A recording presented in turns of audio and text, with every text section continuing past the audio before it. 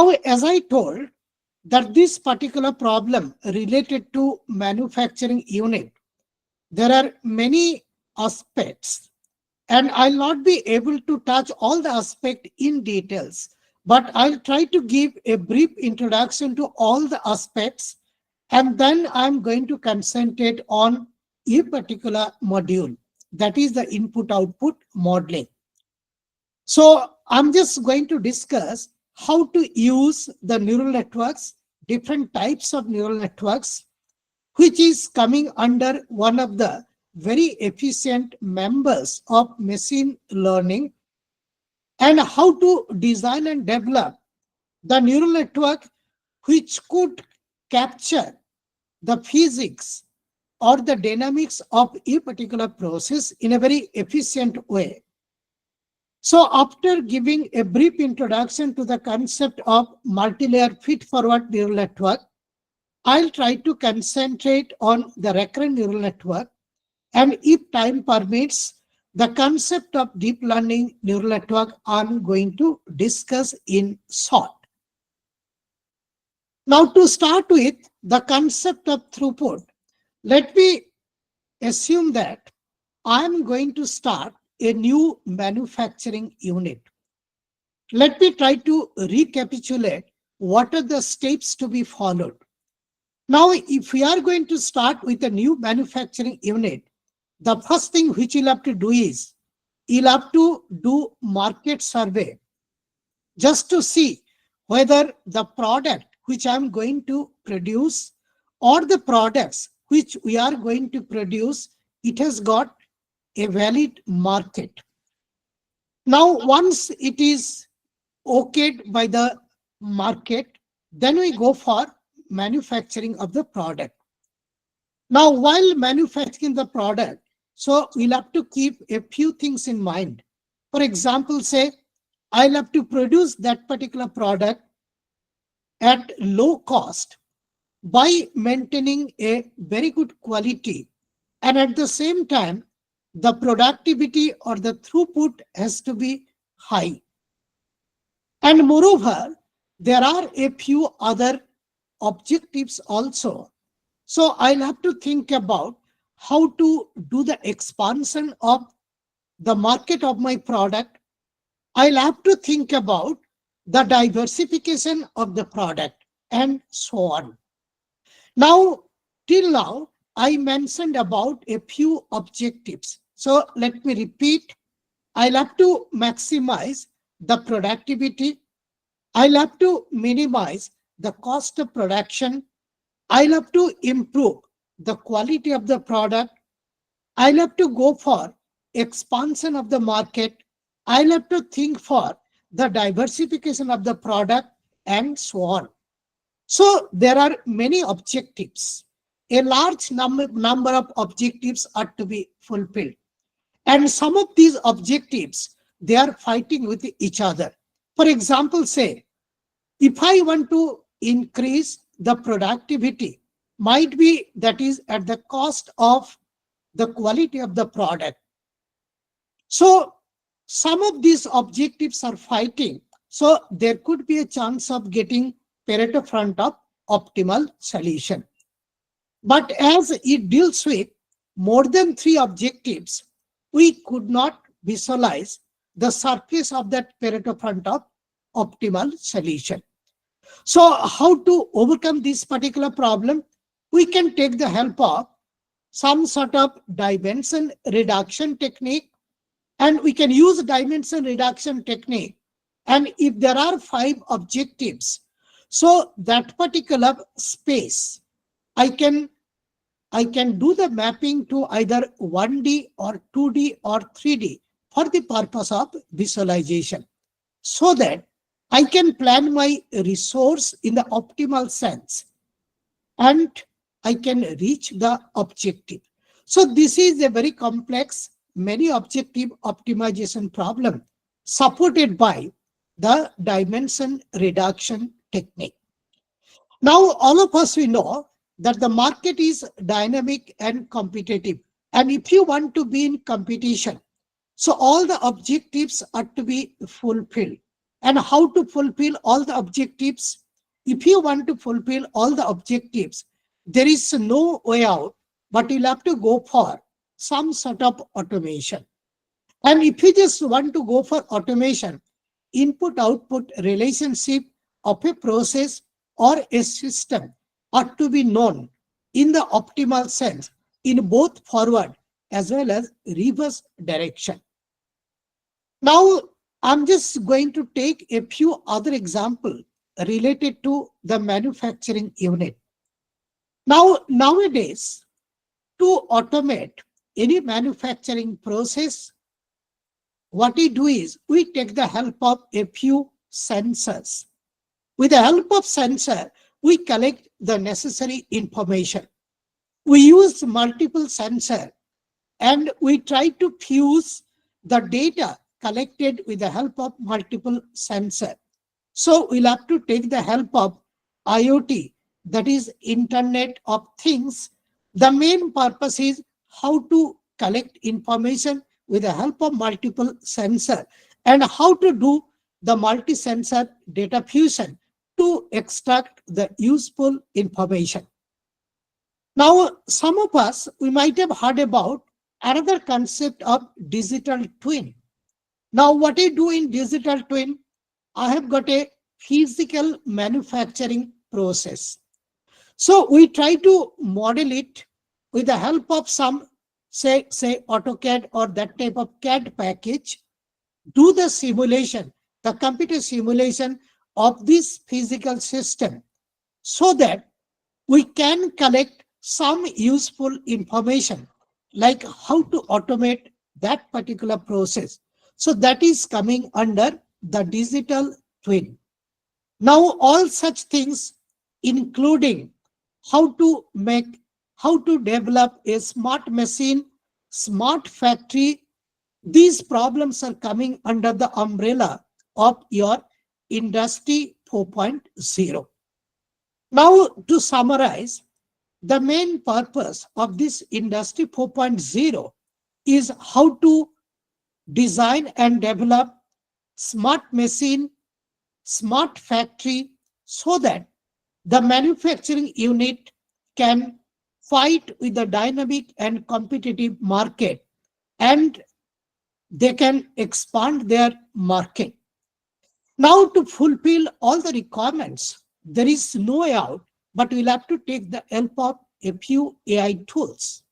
Now, these AI tools could be developed either in the form of optimization tool like meta heuristic for handling single objective optimization problem, multi-objective optimization problem up to 3 objectives, or many objective optimization problem having 4 or more than 4 objectives.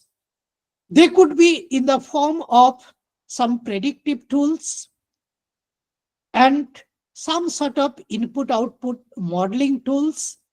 There could be some sort of dimension reduction technique. There could be clustering or classification tools based on your similarity. So all are coming under the big umbrella of artificial intelligence or computational intelligence tools. Now, with this little bit of introduction to the problem which we are going to discuss, let me try to give a brief introduction to the concept of intelligence, artificial intelligence, human intelligence, and your computational intelligence. Now, to start with, the term intelligence that was used long back during the ancient times, like the Greek civilization, Egyptian civilization, then it was further discussed by Aristotle, Rene Descartes. For the word artificial intelligence, AI, that was actually introduced in the year 1955 by John McCarthy, and he is known as the father of artificial intelligence. Now, with its introduction in the year 1955, the first project on AI that was actually funded in the year 1956. Now, this project was on Bayesian logic.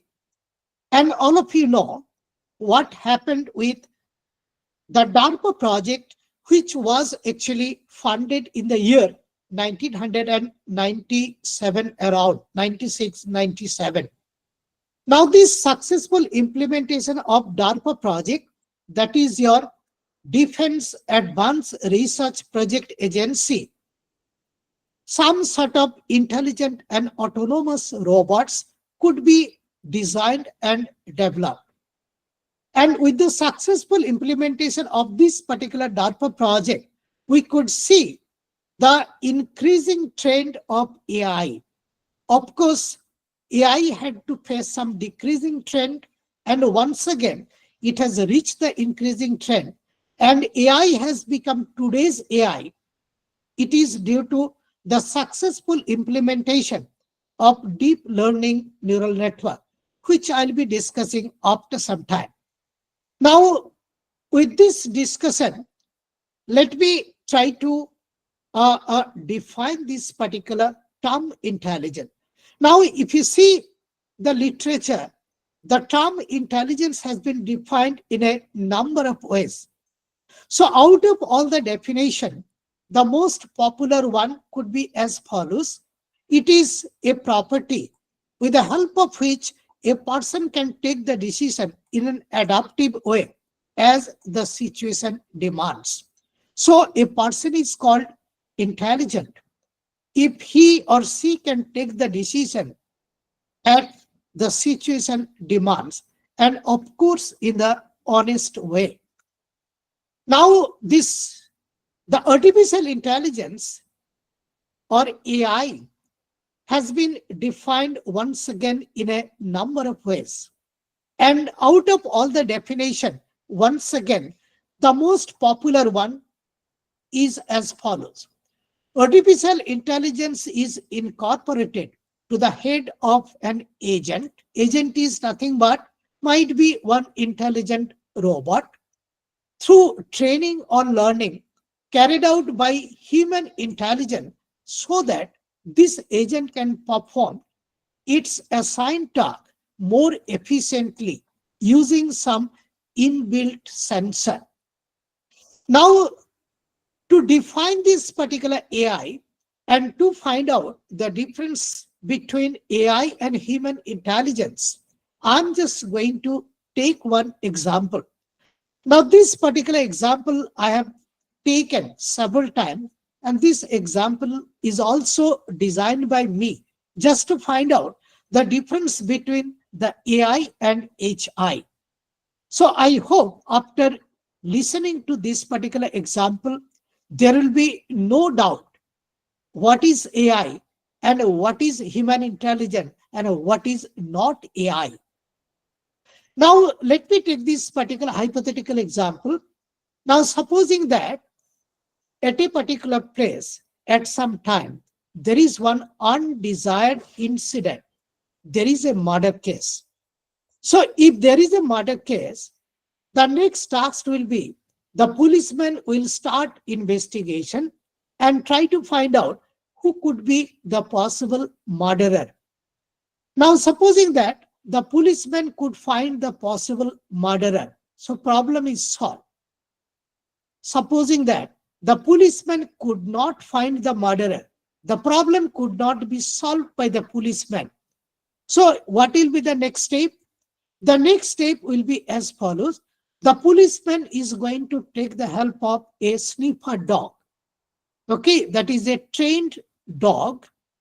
And this training is given by the same policeman might be who could not solve that particular the problem. Now this sniffer dog will start its investigation. And there could be a possibility that the sniffer dog will be able to identify the possible murderer. Now you see, the policeman could not solve the problem, but the problem could be solved by the sniffer dog. The policeman has got human intelligence, that is HI, okay, and the policeman has trained the sniffer dog to perform this particular task in a very efficient way. And the policeman knew that dog has got a very strong smell sensor, much stronger compared to that of a human being. And during the training, the policeman used this particular property of a sniffer dog, that is a very strong smell sensor. And while training, the instruction or the training was given by the policeman to the sniffer dog so that the sniffer dog can use its strong smell sensor and solve that particular problem. It can identify the possible murderer. Now, the intelligence which has got this sniffer dog is nothing but the artificial intelligence AI. So his own intelligence has been clubbed with the very strong smell sensor data, and the proper training was provided by the policeman, that is the human intelligence. So this artificial intelligence was created into the head of the dog, and with the help of which it could solve that particular the problem. Now here, this AI could defeat the human intelligence, that is AI. Now I'm just going to take another example. Take a very simple mathematics, like 4 plus 5 equals to how much? You ask the policeman, so the policeman is going to give the reply very soon. It is 9. You ask the same question to the sniffer dog. The sniffer dog will not be able to give any answer because the dog was not trained to give a reply to that, like 4 plus 5 equals to how much. So here, the human intelligence is going to defeat the artificial intelligence. So it is not a thing that always we should compare which one is greater, which one is more powerful between the AI and HI. So it depends on the task. For some of the tasks, the human intelligence may perform better than artificial intelligence, but for some other tasks, AI could very easily defeat the human intelligence. So I hope you got the idea what is meant by artificial intelligence and how does it differ from the human intelligence. Now, if you see the literature, we have got 4 different types of AI. For example, we have got a reactive machine. So you might have heard about what happened in the year 1997. Gary Kasparov, the chess champion, world chess champion Gary Kasparov, was defeated by one AI tool, one expert system. The name of the expert system was Deep Blue or Deeper Blue, and it was developed by IBM. Now, this Deep Blue is an example of a reactive machine. That is an AI tool which could defeat Gary Kasparov in chess playing. Then comes your the limited memory. All of you might have heard about the driverless car. Now, for successful implementation of this driverless car, we'll have to take the help of AI, that is called the limited memory. Now then comes your the theory of mind. This is how to model the emotion of a human being. Now all of us we know any decision taken by us is a combination of what? Intelligence and emotion. We are intelligent, we are emotion. And most of the time, for taking the decision, we use a mixture of emotion and your intelligence. Let me take a very simple example. Supposing that I'm teaching a particular subject whose pass mark is 40 out of 100. Now, supposing that a particular student has got 36 out of 100, where 40 is the pass mark. Now, if I use my intelligence 100%, and do not use my emotion, I'm going to give the F grade to the student. On the other hand, if I'm 100% emotional and I'm not using my intelligence, this 36, I can make it say 86 and can give A grade to the student. Okay, but neither F grade nor A grade is the practical thing. The practical solution which we try to find out, we try to relook into the answer script of this particular student, and we try to see whether we can add half marks, 1 marks here and there, so that we can convert this particular 36 to at least 40, and we can give the pass mark, that is the P grade, to the student. Okay, the moment we are making 36 to 40, making it P grade, I'm using a combination of my intelligence and emotion. Okay, but how to model? That is actually one type of AI. How to model the emotion of a human being. The next is your AI with self-awareness, dealing with consciousness. Okay, this is very important. For example, say, supposing that I know that I have got some ability to perform a particular task, and supposing that although I have got the ability, I'm not working hard, I'm not using my ability to make it successful. And supposing that I've become lazy, I'm not working hard at all. So my consciousness is going to tell me that DK Pratihar, although you have got some resource, you are not using your resource to get some product or to make it successful. You are not working hard. You have become lazy. This is what we mean by the consciousness. How to model the consciousness of a human being and inject to the head of a robot or any other intelligent machine. That is actually the most current trend of AI research. Lot of people are working throughout the world. Now, all of us, we know nowadays the principle of AI is used in different areas. For example, say we use in healthcare, we develop different types of orthotic and prosthetic devices. We try to develop the medical diagnostic system.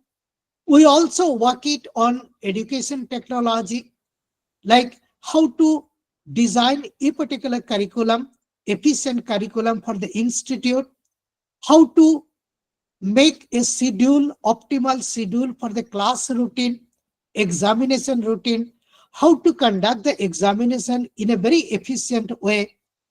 Now, at IIT Kharagpur, I am the PIC examination.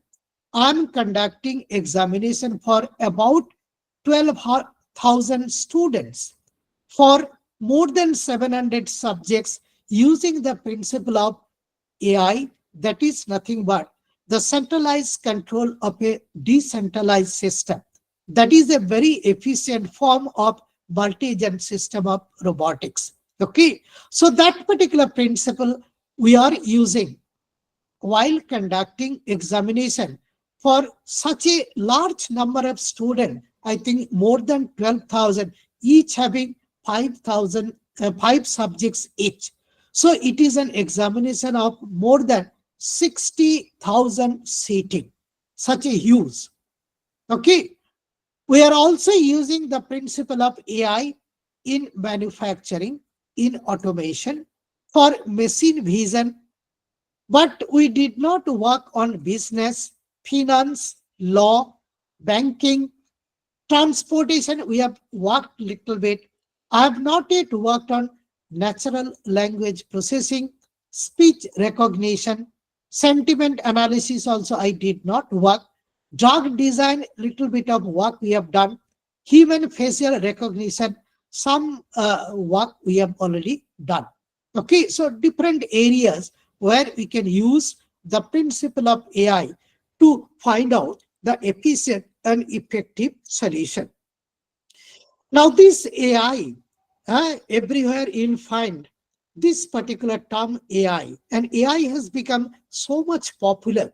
It has got the reason behind that, but we'll have to be careful that AI has got a few merits and a few demerits too. And all the computer program developed may not be the AI tools.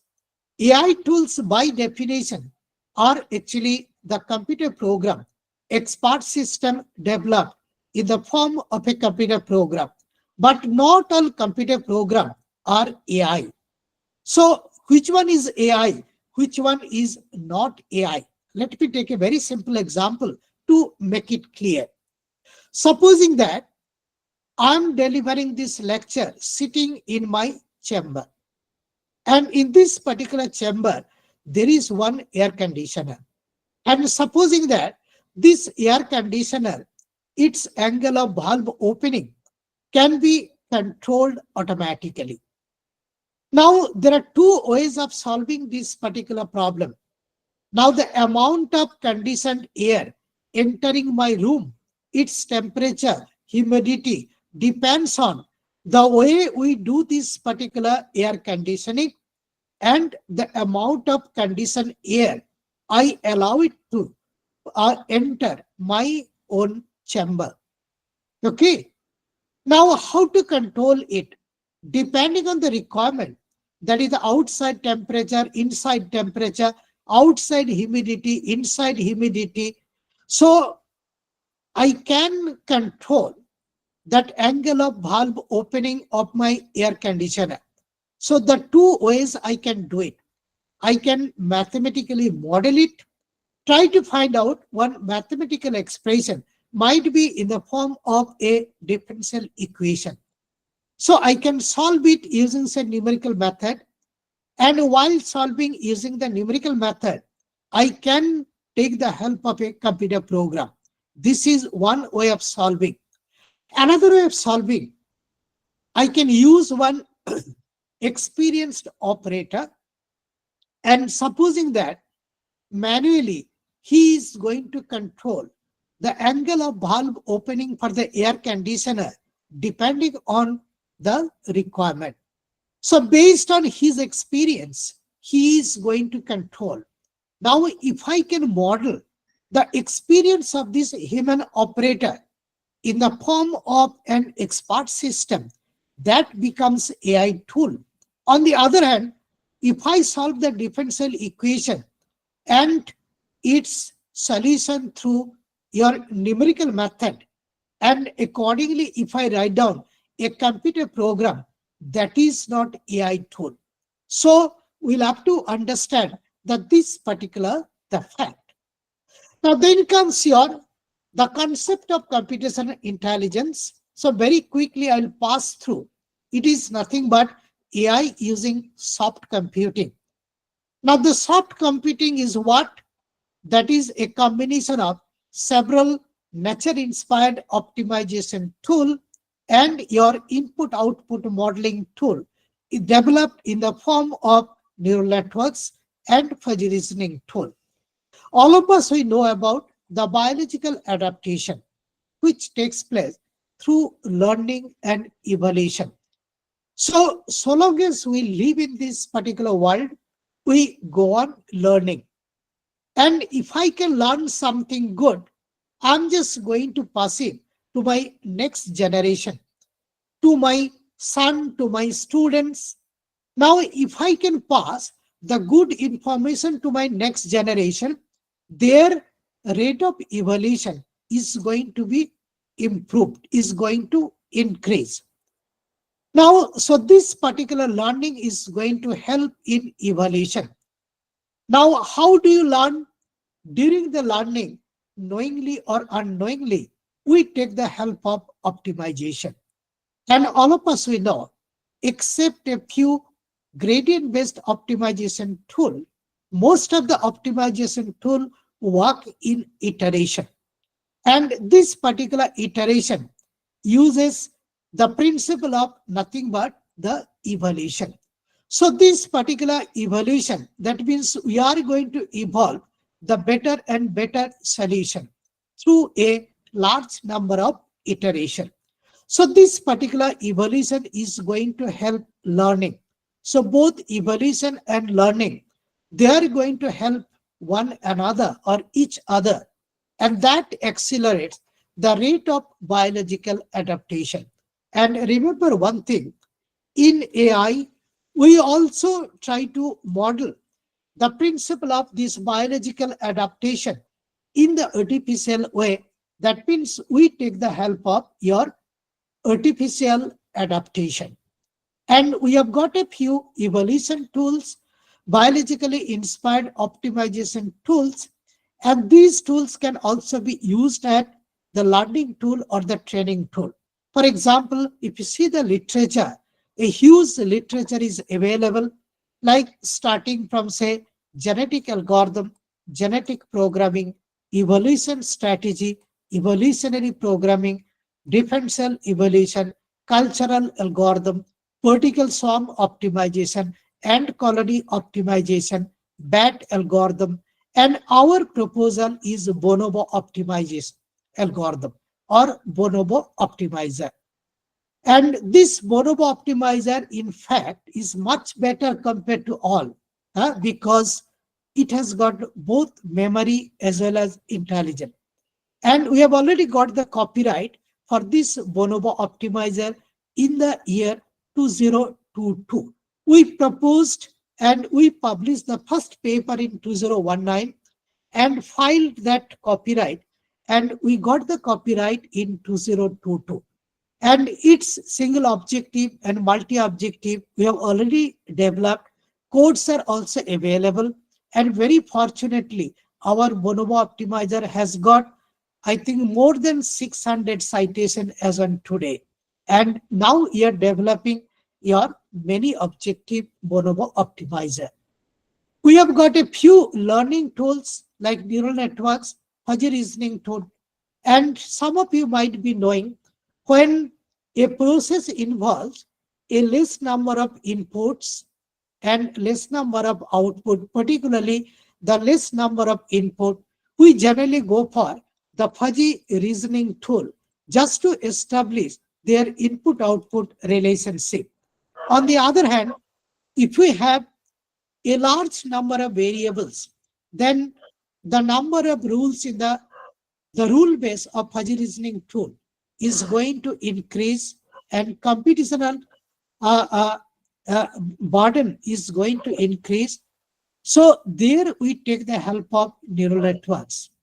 So let me repeat, if the process has got a large number of inputs, generally we go for the neural networks. Now in soft computing, we consider the combined tools like genetic fuzzy system, genetic neural system, neurofuzzy system, genetic neurofuzzy system. Like, so much time is not there so that I can discuss each of these in much more details. Now here, with the help of this particular figure, I'm just going to show you the relationship between AI, artificial intelligence, machine tool, sorry, the machine learning. Now this machine learning is actually a subset of artificial intelligence. So there are a few tools which are called AI tools, but may not be called the ML tools or the machine learning tools. And we'll see that this machine learning tools has got three pillars. One is your fuzzy set, fuzzy logic. Another is your neural networks. And the third pillar is your nature-inspired optimization tools or meta-heuristic. And we use the combined tools, which I'm going to show you in the schematic view in the next slide. And there you could visualize the different AI tools. Now then comes the concept of deep learning neural network. As I've already mentioned, that AI has become today's AI. It is due to the successful implementation of deep learning neural network. So I'll be spending a few minutes after some time on deep learning neural network. Then comes the concept of generative AI. Now, this generative AI is a subset of deep learning neural network. What do you mean by generative AI? It is very simple. So what I do is, supposing that I have developed one expert system, say with the help of, say, fuzzy reasoning tool or say neural network. Now, with the help of available data, you train the neural network and allow it to perform. Now, while performing to solve that particular the real world problem, it is going to collect more training data. And based on that particular training data, it is going to train further using the principle of generative AI. Okay, so this is the way actually this generative AI works. Now here, with the help of this particular picture, I'm just going to show you. Supposing that I'm representing the fuzzy set fuzzy logic along this particular axis, say this is X, along Y I'm using neural networks, and along Z I'm using meta heuristic or nature inspired optimization tool. And their combined tools are represented with the help of this surface. Okay, here any point lying on this particular surface is a combination of the different tools. So these combined tools are nothing but the machine learning tools or the soft computing tools. These are also coming under the umbrella of computational intelligence tools. So I think I'm able to give you at least some picture of this particular AI. Now, with this little bit of introduction on AI, once again, let me try to concentrate on a particular problem related to your automation or related to this industry 4.0, like how to establish the input output relationship of a manufacturing process or a system or a unit, so that I can make a plan of the inputs in the optimal cell to get the desired output. Now here, all of us, we know that there are some statistical methods. We can take the help of statistical regression analysis to establish the input-output relationship based on some data collected through the real experiment in a particular, carried out in a particular method.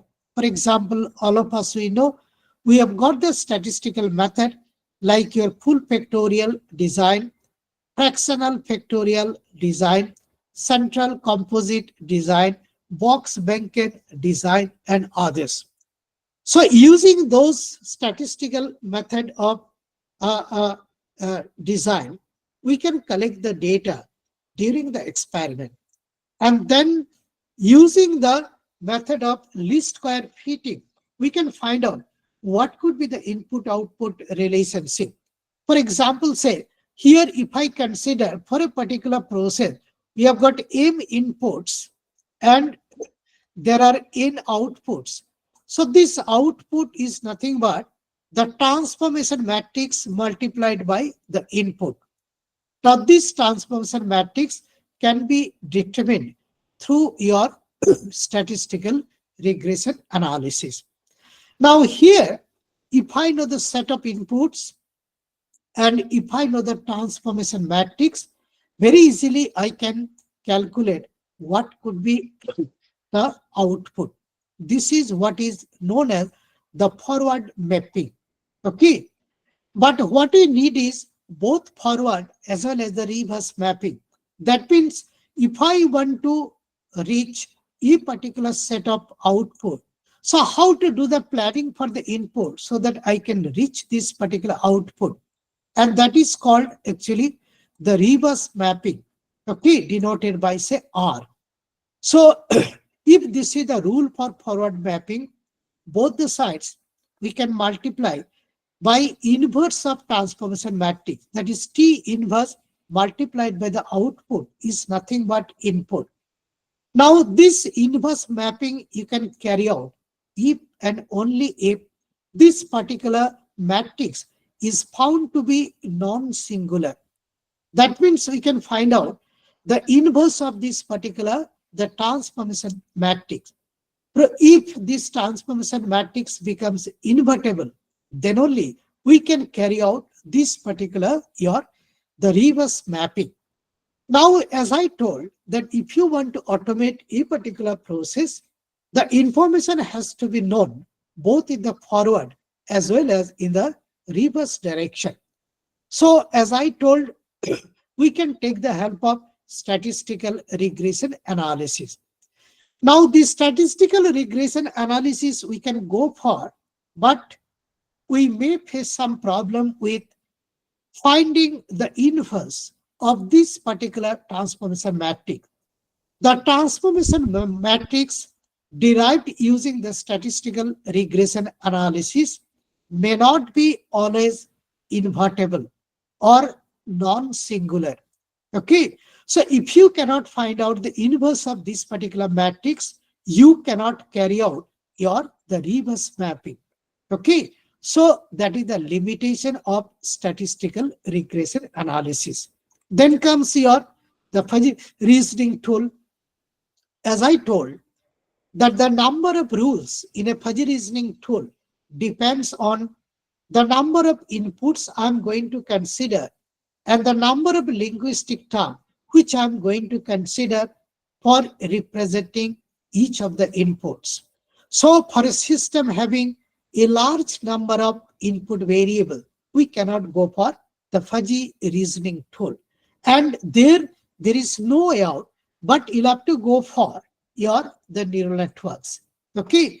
Now, how to do this input-output modeling in both the OS, forward mapping and reverse mapping, using this particular neural network, that I'm going to discuss. Okay. Now, supposing that this is a multi-layered feed-forward neural network, very simple. It has got one input layer consisting of M neurons. So I'm just going to model a process having M inputs and there are P outputs. So outputs are put on the output layer and there are P number of outputs. In between, there will be some hidden layer. Here, for simplicity, I'm just going to consider there is only one hidden layer, and this hidden layer consists of your N neurons. Okay. Now, how to train this particular neural network so that it can capture the problem information and do the forward mapping and reverse mapping as accurately as possible. So what I do is we try to put some connecting words between the input layer and the hidden layer denoted by V matrix. Similarly, there is connecting word between the hidden layer and the output layer denoted by W matrix. And the performance of this particular network depends on the coefficient of transfer function used at the different neurons. Okay. So what I do is all such things we can modify so that this particular network will be able to predict the output for a set of input as accurately as possible. That means during the training, we'll have to determine the suitable values for the connecting weight. We'll have to determine the coefficient of transfer function of the different neurons so that if we can find out all such things, this network will be able to do the modeling as accurately as possible. So how to train it? What we do is initially we assume some values for the connecting weights in a scale of say 0 to 1 or from -1 to +1, and we assume some the values for the coefficient of transfer function for the neuron. So we pass one set of inputs. Depending on the transfer function, we calculate the output. Okay, for example, if I use the linear transfer function, say y equals to mx or y equals to x, very easily can find out what could be the output for a set of inputs. And once we have got this particular output of the first layer, that is the input layer, so these outputs are multiplied by the connecting weights. We sum them up so that we can get the input for the hidden layer. Hidden layer, there will be some transfer function. So very easily we can find out the output. And once again, there will be some connecting weights. Output will be multiplied with the connecting weights. We sum them up to find out input for the output layer. Then it passes to the transfer function. So I'll be getting this particular output. Now for a set of inputs, and these calculated outputs may not be always accurate, and there could be some error. Now how to find out the error? So these things I have already discussed a little bit. So how to find out this particular error? So this is the way we can find out. So error is nothing but summation k equals to 1 to p. P is the total number of output neuron. Half TOK minus OOK square. This is the target output. This is the calculated output. Okay.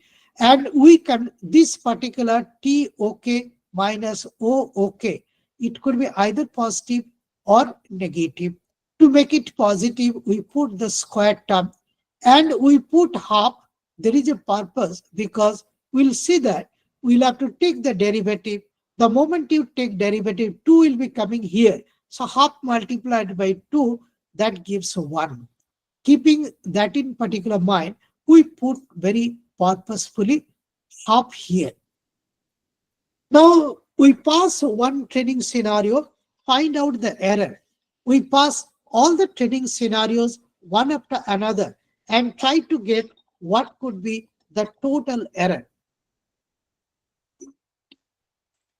So this total error, that is E total, is nothing but summation L equals to 1 to L. Capital L is the number of training scenarios. K, summation K equals to 1 to P. So P is the total number of outputs. So for the whole L error. Now this error has to be minimized. How to minimize? To minimize, the backpropagation algorithm that was proposed by Rumelhart, Hinton, and Williams in the year 1986. That is nothing but the backpropagation algorithm. Okay, the delta rule. And this backpropagation algorithm is nothing but the steepest descent algorithm. That is nothing but the calculus method of carrying out optimization. Okay.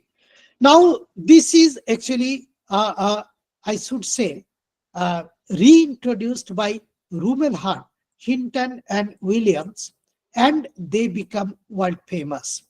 And all of you might be knowing about Hinton. Hinton got the Nobel Prize in physics in 2024, one of the winners of Nobel Prize in physics. Okay. Now, Rumelhart, actually, he died a few years ago. Otherwise, he would have also been getting this particular Nobel Prize along with Hinton and others. Okay. So this backpropagation algorithm, it works by following the principle of the steepest descent algorithm. Now, this is the error surface. So this particular error depends on the coefficient of transfer function lying between the input and the hidden layer, the coefficient of transfer function, the connecting weights between the input and the hidden layer, the connecting weights between the hidden and the output layer, and there are a few, like coefficient of transfer function of the input layer, that of the hidden layer, that of the output layer, and there could be some bias values also. Now, for simplicity, let me consider that E, that is the error, is a function of two variables, V and W, so that I can draw this particular error surface. Now, if I consider 3 or more, that will mean 4 dimension. So nobody in the world could visualize the 4 dimension. So very purposefully, I have taken E is a function of V and W. Now this change in V is nothing but minus eta multiplied by the partial derivative of error with respect to the V. Okay. And this minus partial derivative of E with respect to V, it is going to decide the search direction. And this particular eta is what? That is nothing but the step length. If you remember, in steepest descent algorithm, there are two things. One is the search direction and another is the step length. Like in each iteration, how much you are going to jump. Okay, that is nothing but is your learning rate. So exactly the same steepest descent was used by Rumelhart, Hinton, and William, and the name was given as back propagation algorithm. Okay, now this is the way actually you can train this particular neural network so that you can find out the your modified values for the coefficient modified values of the connecting weights and coefficient of transfer function and other variable so that it can do the prediction as accurately as possible. But all of us, the steepest descent algorithm or the back propagation algorithm has got one drawback, that there is a chance of local minima because gradient is a local property. Okay. So as a gradient is a local property, so it will vary from one point to another point lying on the error surface. Okay. So there is a chance of local minima.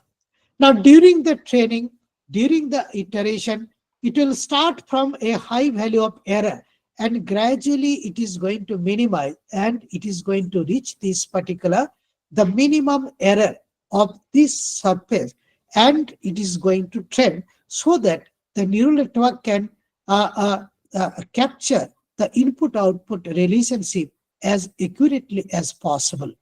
Okay. Now there is a concept of momentum constant just to give some sort of cushioning effect during this particular your iteration. Because if you do not put this cushioning effect, what will happen is the modified W or the modified V may come out of the range and this particular network may become unstable. To solve this particular problem, so we generally use the generalized delta rule where we use the concept of momentum constant. Now this momentum constant is used just to capture the history or the past record. Now you can see that whatever was the change in W in the previous iteration, a part of that we are going to add it here just to take the help of the history of this particular evolution of optimal solution. Okay. So here some of the notes which I've already mentioned, some of the things I have already mentioned. So I'm just going to skip it. Now then comes the concept of the genetic neural system. Now this genetic neural system here, the main emphasis is to evolve a neural network with the help of a nature-inspired optimization tool, say genetic algorithm or say bonobo optimizer or PSO or whatever may be. As I told, that the backpropagation algorithm has a tendency of getting stuck at the local minima. So there could be some problem. To overcome this genetic neural system where the neural network will be evolved using a genetic algorithm. So that was developed. Okay. Now here the connecting weights, that is the V values, W values, the coefficient of transfer function, the bias values, those things are encoded in the GST. And genetic algorithm will start with a population of solution, and through a large number of iteration, it is going to evolve that particular neural network which could evolve this input-output relationship as accurately as possible. And the similar type of principle can be used for forward as well as reverse mapping. Okay. And generally we go for the batch mode of training. Like we pass all the training scenarios and based on the average error, we try to optimize the network. We try to train it.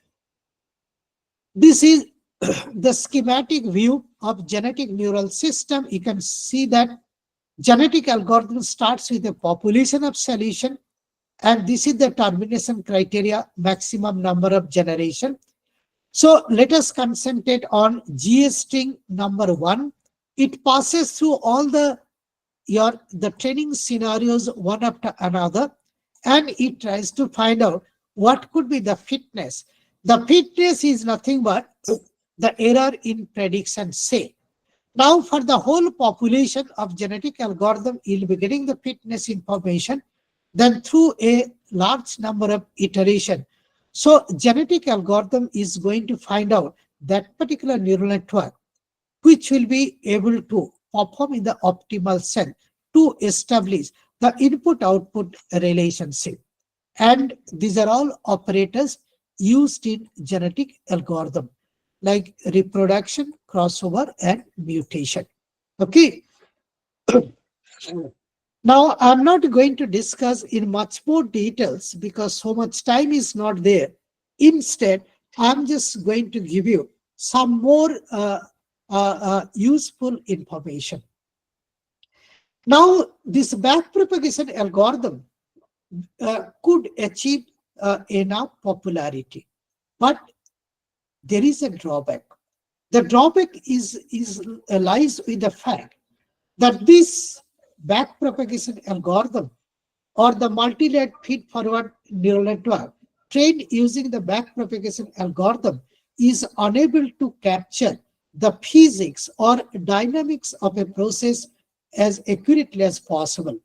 To overcome this, the concept of a recurrent neural network came into the picture. And here you can see that we take the feedback from hidden layer, we take the feedback from output layer.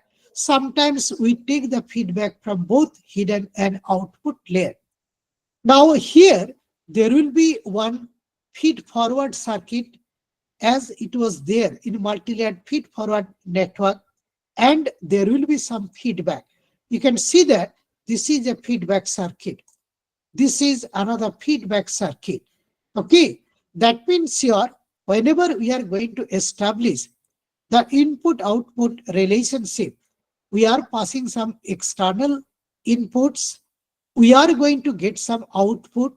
The moment we are passing this external input, a few internal inputs will be generated within the system, and these internal inputs are going to contribute here towards the output. So I'll have to capture, if I want to capture the dynamics of the process or the physics of the process. Okay. And this particular network, the recurrent neural network, where we take the feedback from the hidden layer, is known as the Elman network. Now, in the next architecture, I'm just going to take the feedback from the output layer. Okay, you can see that I'm taking the feedback from the output layer. I'm taking the feedback from the output layer. Okay, so these are the external inputs, these are the outputs, and we have got a few internal inputs which are generated. And this is what you mean by the Jordan network, where the feedback is taken from the output layer. Then comes your combined Elman and Jordan network. Here, the feedbacks are taken from both hidden layer as well as the output layer. And these are the feedback. You can see that these are the internal inputs generated. The moment we pass the external input to the network or to the process. Now, with the successful implementation of this particular recurrent neural network, it became very popular. Okay. Now, then came another very important, that is called very important type of recurrent neural network, that is called the Hopfield network. and it is very popularly known as the associative memory. Okay. Now here, if I consider say one layer of neurons, okay, so the output of each neuron, I have written it here, is an input to all other neurons, but not the cell. So the output of this will be passed as a feedback to the second neuron, to the third neuron, to the fourth neuron. Similarly, the output of the second will be passed as input to the first, third, and fourth. Similarly, the output of the fourth will be passed as input to first, second, and third. This is the way we can develop the associative memory or Hopfield network. And the purpose is actually how to capture the physics of a particular the process. And its proposer is John Hopfield. All of you might have heard about. Professor John Hopfield received a Nobel Prize for of physics in the year 2024 for this associative memory or the Hopfield. So both the Nobel Prize in physics, one is given to Hinton and another is given to Hopfield. And Hinton has got another contribution in deep learning neural network also. Okay, so this is the way the current Nobel Prize on physics that was given from two AI experts. One is Hinton, another is John Hopfield. Even from chemistry also is given to another person who also works in the principle of AI. Okay. So with this little bit of information, I can conclude, and this is actually another area of image analysis. Supposing that a manufacturing unit has got some sort of welding facility, okay, and the quality of the weld has to be predicted through image analysis. There, what we do is we try to take the image with the help of say camera, do image analysis by following this particular method. Some of you might be knowing, we generally take the photograph of the say weld bit and transfer it wirelessly to the computer. We go for the frame graving with respect to that particular picture or the image. We try to find out a matrix of light intensity values pixel wise. Okay, so pixel wise light intensity values corresponding to this particular image. The whole image is divided into a large number of pixels, say 1024 cross 1024. Okay, so many such pixel, and for each of the pixel we try to find out what could be the light intensity values. So this particular matrix is nothing but a matrix of light intensity values pixel wise. That is what we mean by the frame graving. All of us we know the quality of the picture which we are taking with the help of a camera, it depends on various factors. It depends on the level of illumination. It depends on the angle at which I'm taking the picture and so on.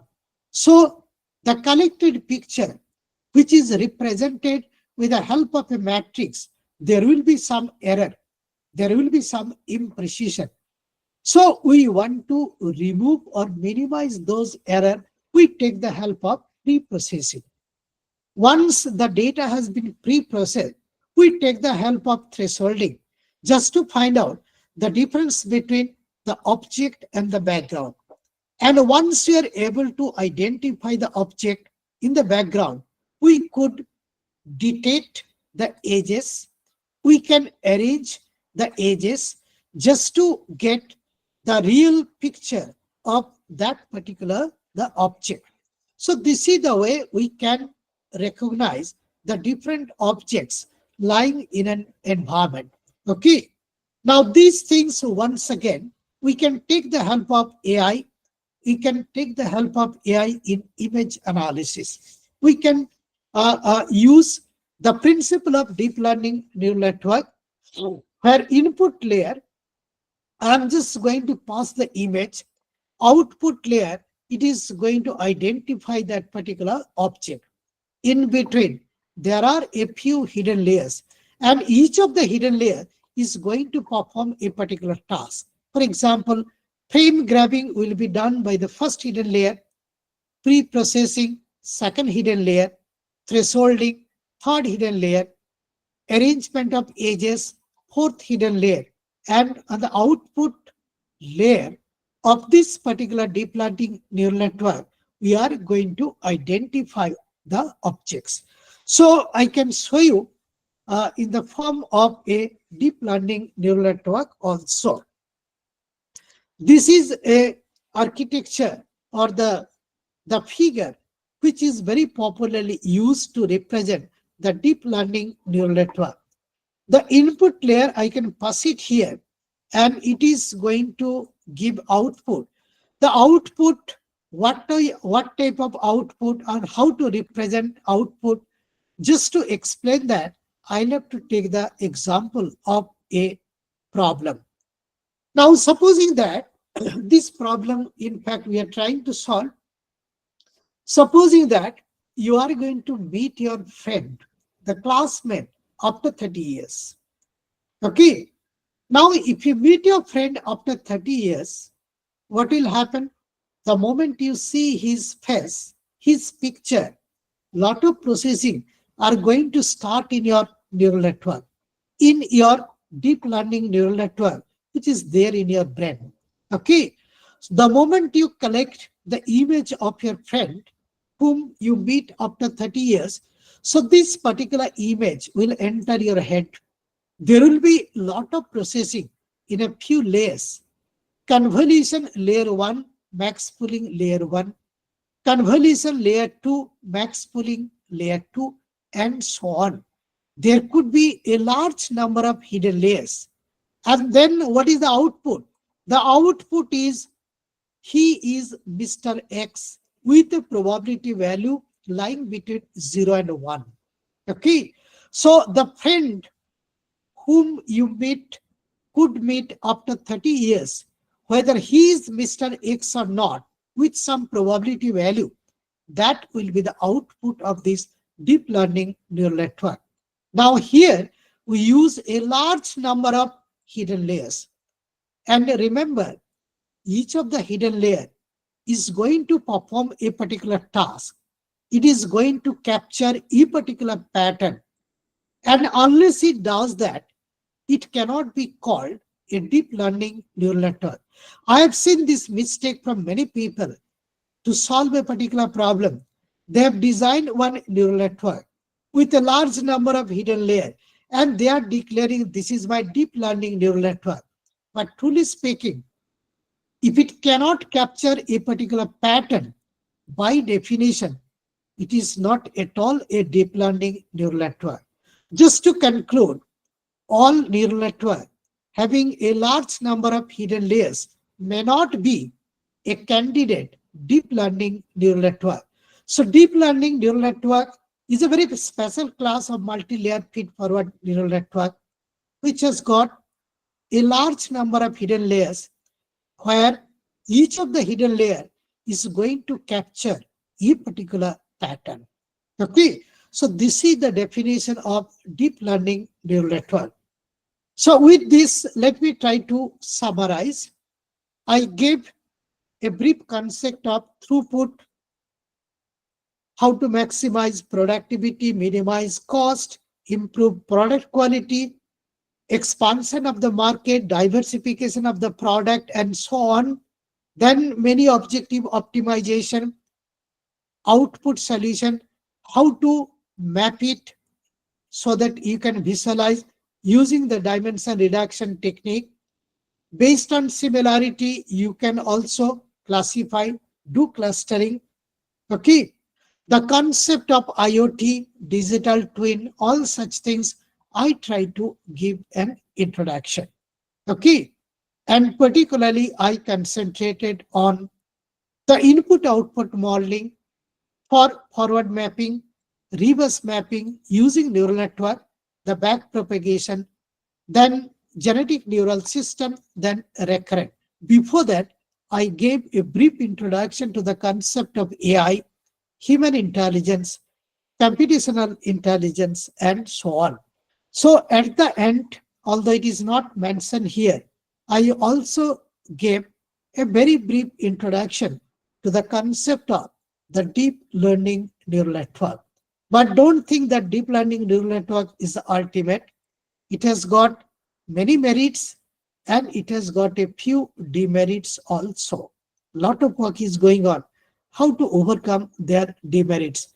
For example, even if you give proper training, forget about the under training and overtraining. There could be a chance of memory loss. Okay, I can give you one example. If you see our old way of teaching, it was memory-based teaching. Huh? Then this memory-based teaching has been replaced by the PPT-based teaching. Do you know the reason? The reason is actually the memory loss of our brain. Whenever, even after getting a proper training, proper practice, whenever we are teaching in a class, a few topics, a few things I may miss while explaining. Okay. And that is actually the drawback of your memory based teaching. And that is why throughout the world, memory based teaching has been replaced by PPT based teaching, where the points will be written on the PPT and teacher is going to explain each of the topic, each of the term in much more details on the blackboard or the whiteboard. Okay, these are the references.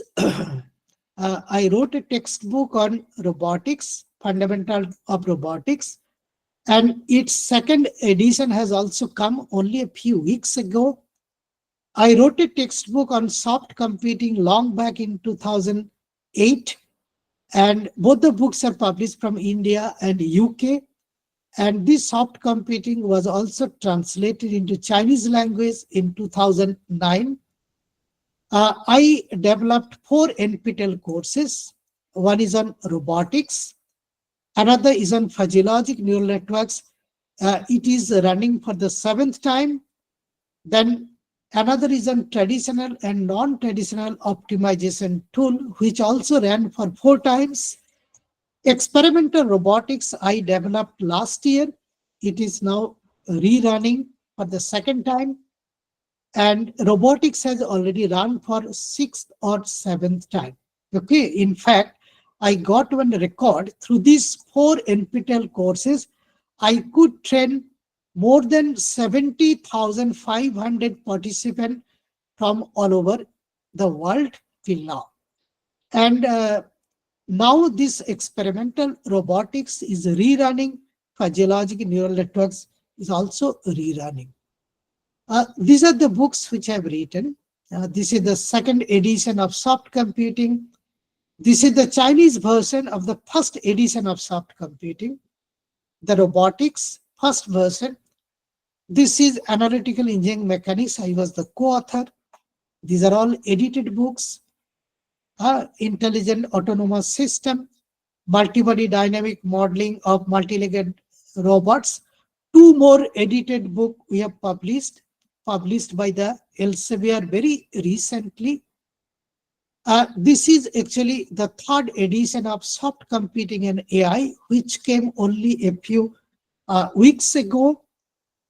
This is the second edition of robotics and AI. Name has been changed a little bit for both the books, and it has come only a few weeks ago. Thank you. Thank you very much for your patience. And now if you have any doubt, any query, so I can try to clear it. Let me come out of the PPT mode so that we can interact. Shall I come out? Uh, yes, sir. Just a minute.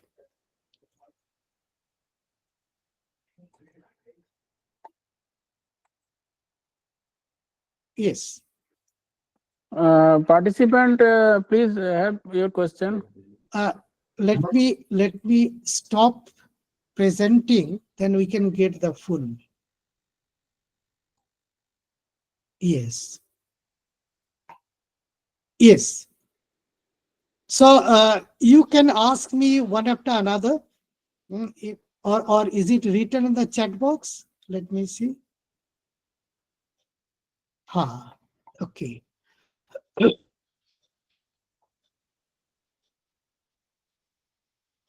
I have got one query. You can put your camera on. Acha, this Jiva Siva Lingam. Excellent Sir, example. first question is from Dr. Rajesh Kumar Kanwar. Okay. Ha. His question is, how can small and medium enterprises integrate artificial intelligence into their manufacturing processes given budget constraints? Ha. Now you see these AI tools, these are not very costly. The only thing where we are lagging, we are unable to understand the need for this AI to solve the particular problem. Okay, so we'll have to understand the problem more clearly, and appropriate AI tools are to be selected. Okay, and only thing which you'll have to do is you'll have to devote at least 2-3 people who will be working on developing the AI tools. And depending on your requirement, they should discuss with you to find out some solution. If required, you can take the help of others, like I'm there. If you are willing, I'll be very happy to help you. But what you do is at least 2-3 people you keep in your industry, those will be concentrating on developing the AI tools. So it is not very costly. Like even your PC, the computer CPU, and a few people, 2-3 people who have some knowledge in computer programming, okay, and these AI tools, they can start developing. And if you get the proper training, proper guidance, it will not be a very difficult problem. Even if it is a small organization, they can go for. I don't find any problem. What is the next? Just a minute. The next There are question is from A. Santesh Kumar. So the uh, question is, how can we determine the most suitable method such as fuzzy logic, artificial neural networks, recurrent neural networks, or deep huh, learning for huh. specific applications? Yes. Now, this particular selection depends on the problem. Okay. I have already mentioned, supposing that I have got a problem related to only optimization. I'll have to find out the optimal product, optimal design. There you need not use fuzzy logic neural network. You'll have to use the nature inspired optimization tool or any meta heuristic. Okay, if it is a problem of input output modeling, expert system sort of thing, like you'll have to find out what could be the set of output for a given set of inputs or vice versa. There you take the help of fuzzy logic or neural network. Now, if the problem involves a less number of variables, okay, you can go for fuzzy reasoning tool. There is no problem. And if it involves a large number of variable, there you'll have to go for the neural network. Okay. And if you want to capture the dynamics of a highly dynamic process, so the back propagation algorithm, like your multi-layered feed-forward network trained using back propagation algorithm, may not be suitable. And there you'll have to go for recurrent, because you want to capture the dynamics or the physics of the process. Okay. So there you'll have to go for the recurrent. For a highly dynamic process, you'll have to go for the recurrent. And deep learning neural network is required for a specific problem, for a very complicated prediction sort of problem. Okay, so there you can go for the deep learning neural network. I'll just take a few examples. For example, say that face recognition after a few years. This is a problem. Then comes your natural language processing. Are you getting my point? So the different languages. huh? So how to do the processing? That is a problem. Then comes your drug design. So new drugs can be designed using the deep learning neural network. You can design and develop and propose some sort of new compound. Uh, for example, say chemical compound, it depends on the alloying elements. It depends on their ratio. It depends on their environment. Uh, During the reaction, how much pressure is required, how much is the temperature to be maintained. So it depends on many things. So if I want a particular product, a particular chemical compound, okay, even out of the same set of elements, so you'll have to go on developing this expert system. And if it is developed properly, there is a possibility that new compound can be developed. Many such compounds have been discovered or developed, okay, using that particular principle of expert system or AI till now. Okay, so I hope I'm able to give a reply to that query. What is the next? Hello, Dilip sir. Please.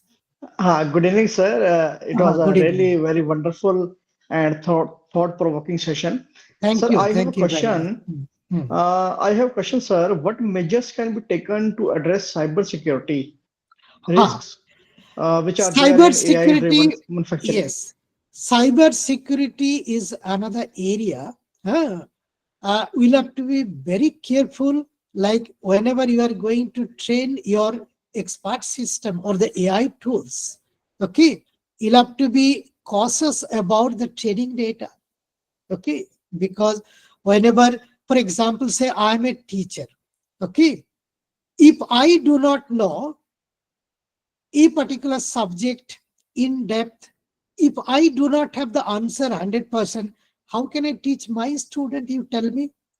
Are you getting my point? So a neural network doesn't know anything.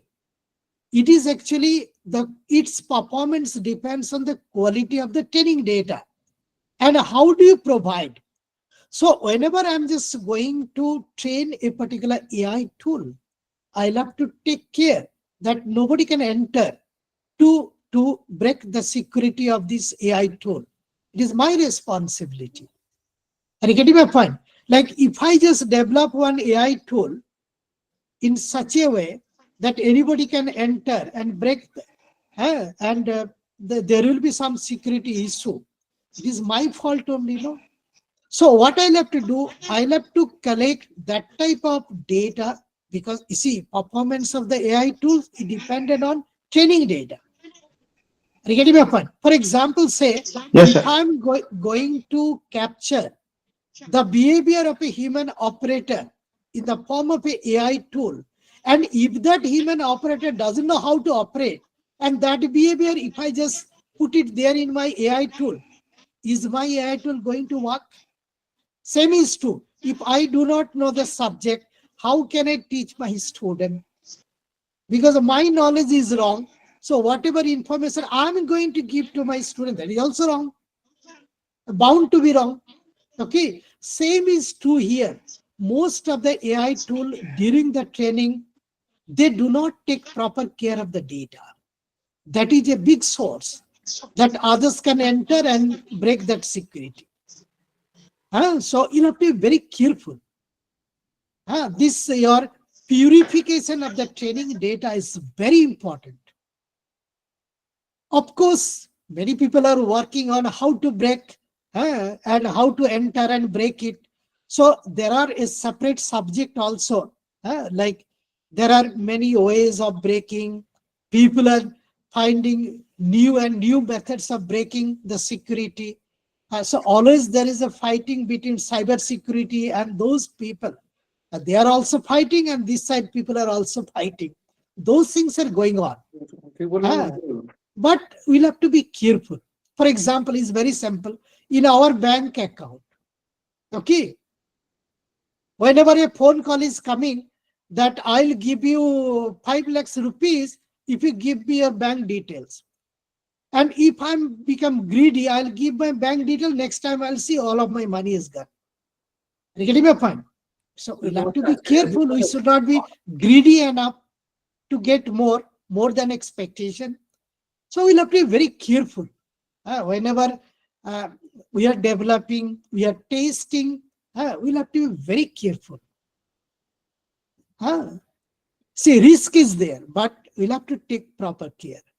I think I could touch a little bit, may not be able to give 100% because I'm not the true expert of cyber security. I heard many people are working. I know many people who are working, but this simple thing which I could understand what I told you. We'll have to be very careful about the data, the training data, the way I'm behaving, that is more important. Whether I know the system, that is more important. Okay, sir. Sir, can we take question from others? Dr. Anup Kumar. Yeah, please. Dr. Anup Kumar, raise hand. Are you there? What is the question?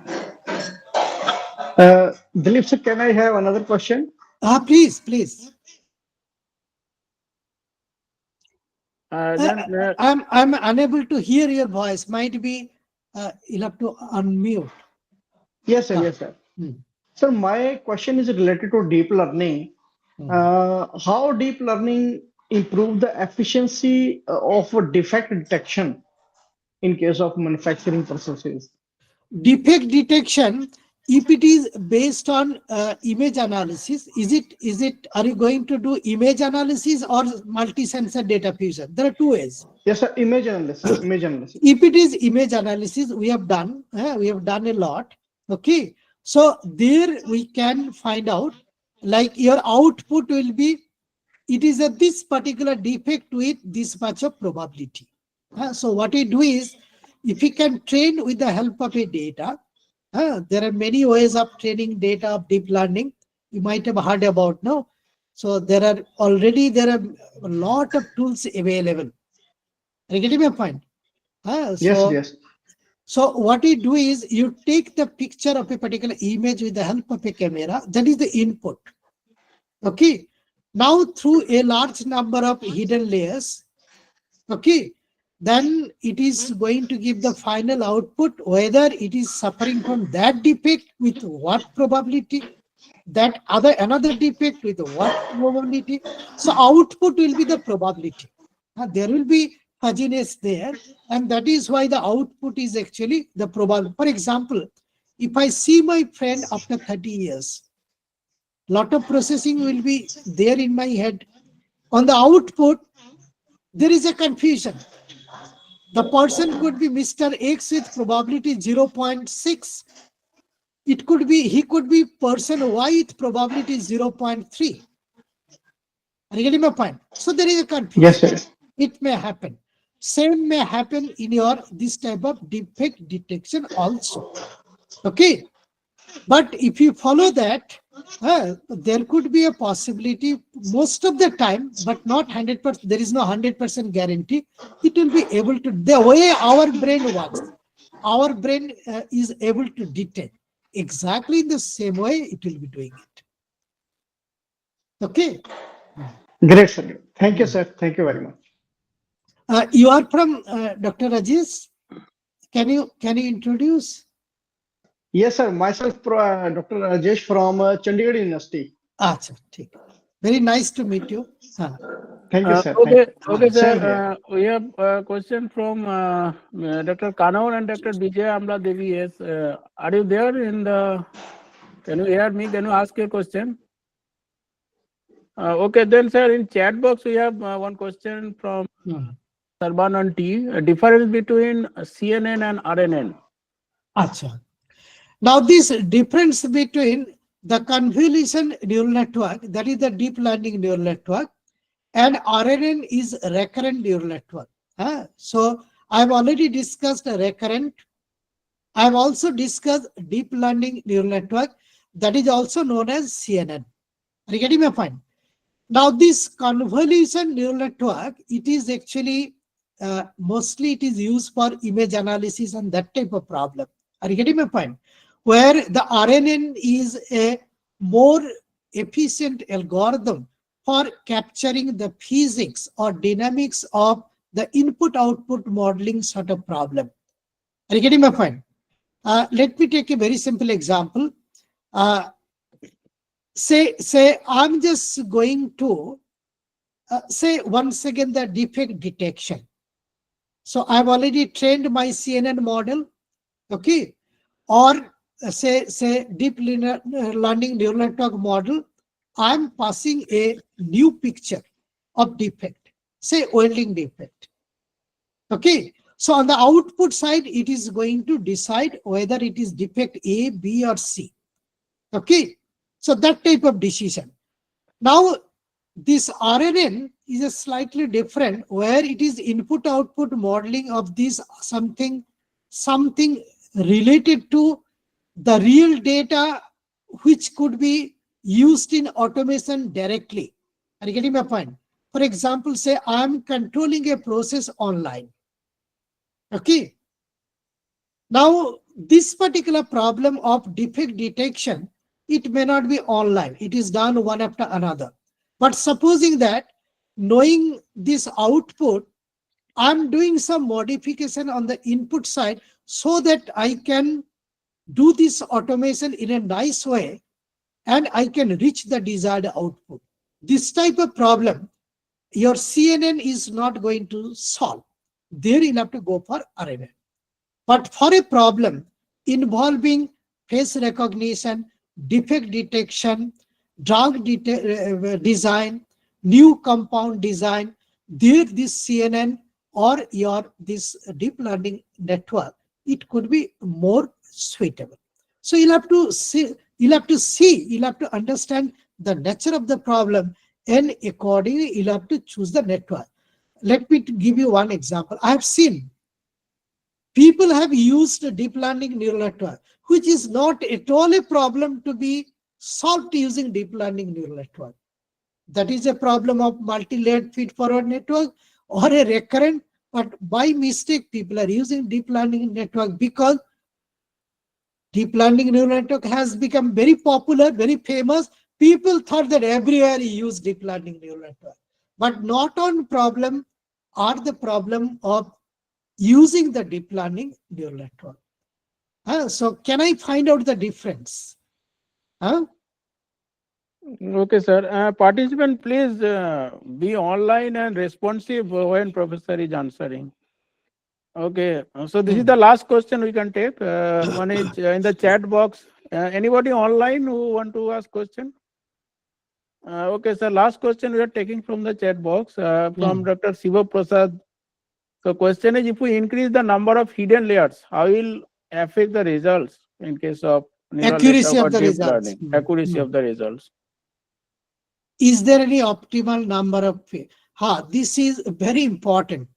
And I have seen people make the mistake very frequently. See, I'm telling you, a neural network doesn't know anything of the physical problem. Okay. So you'll have to train the network with the help of the training data collected through experiment or some other way. Okay. Now this data contains some information that is going to be extracted and that will be captured in the neural network. Are you getting my point? Now, supposing that I have got a very simple problem, okay, and there I'm using a very large number of hidden layers. Large number of hidden layers means what?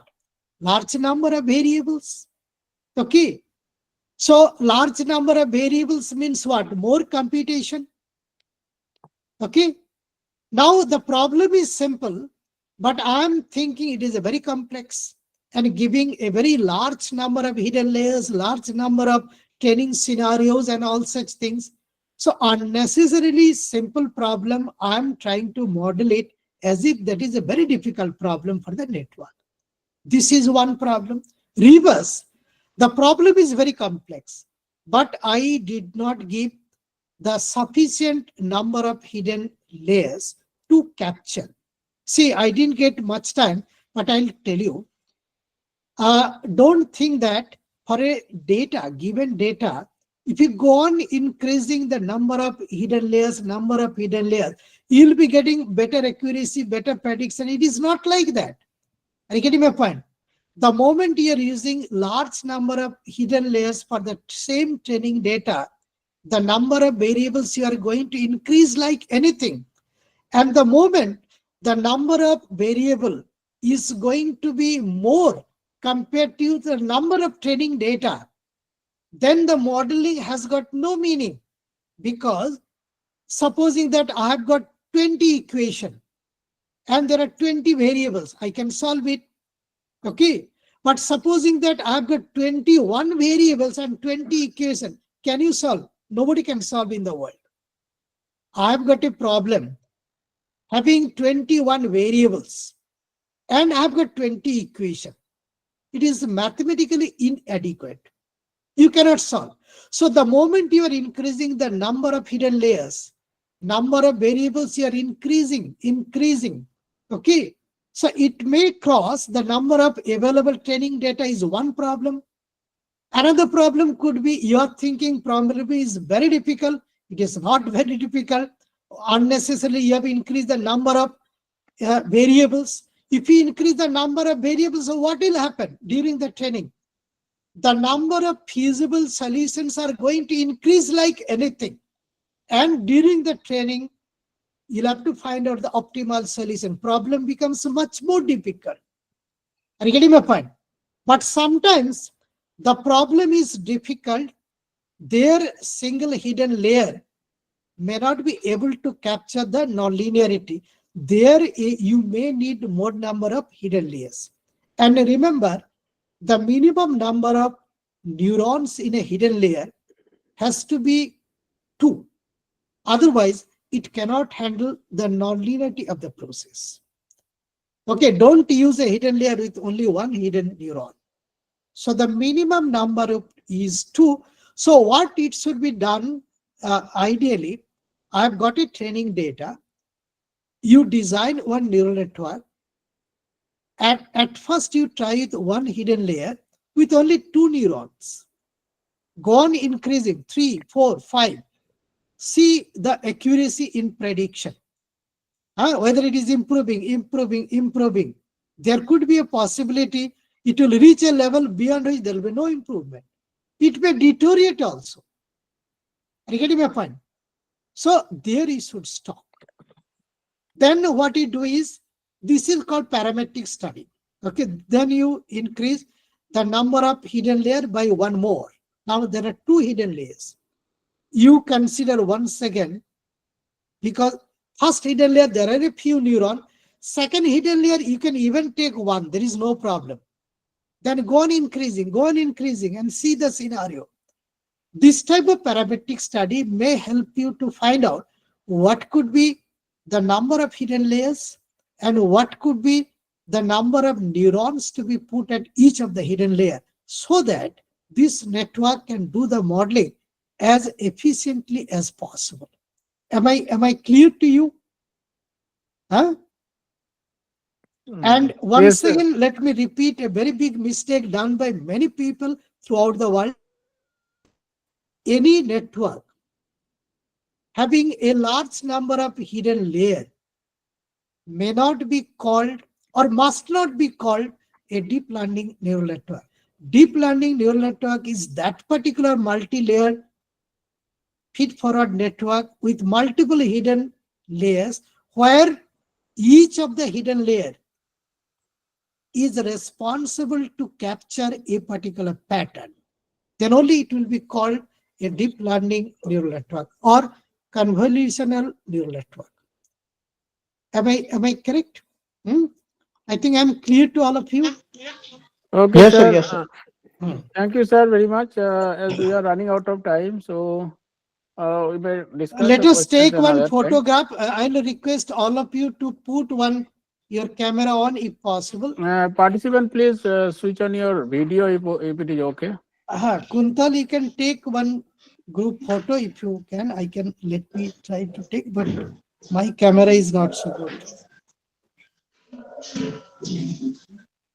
all of you people should put, if possible, your photograph.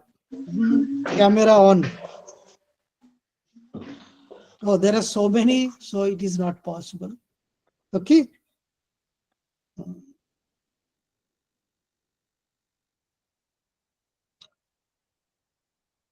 And Dr. Kuntal, you take some picture. Yes, sir, I have taken already. Okay, okay. Thank you very much for your patience. Thank you very much, sir. Much, Thank you very Professor. much. Thank you.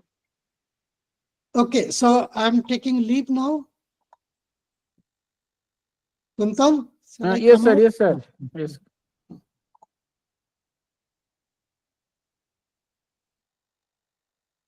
Okay, we will start our next session within 5 minutes. Okay. So, Mr. Anup Barik, who has joined, so we can start now. So, we are very lucky to have our expert speaker from industry. So, he will deliver his lecture on the product life cycle management. He is a deputy general manager and in the design and development of engineering development center at Tata Motors Limited. And he is BE in production engineering and ME in production engineering from Jadavpur University, Calcutta. And he has an experience of more than 17 years in commercial automotive design and development activities. And he has experience on beta prototype making and development and consumer field disease resolution within target timeline. And he has and development activities of vehicle integration primarily for all commercial vehicles of tipper applications. So with this brief introduction, I'd like to request Mr. Anup Barik to start his talk on product life cycle management.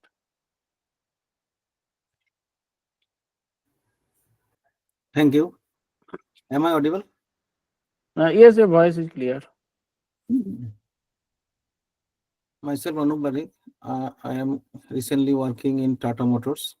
I will talk today regarding the PLM, Product Lifecycle Management. Tata Motors is using this system, Product Lifecycle Management, since 2005. Before that, Tata Motors was using the Danish system. It is basically EBOM management.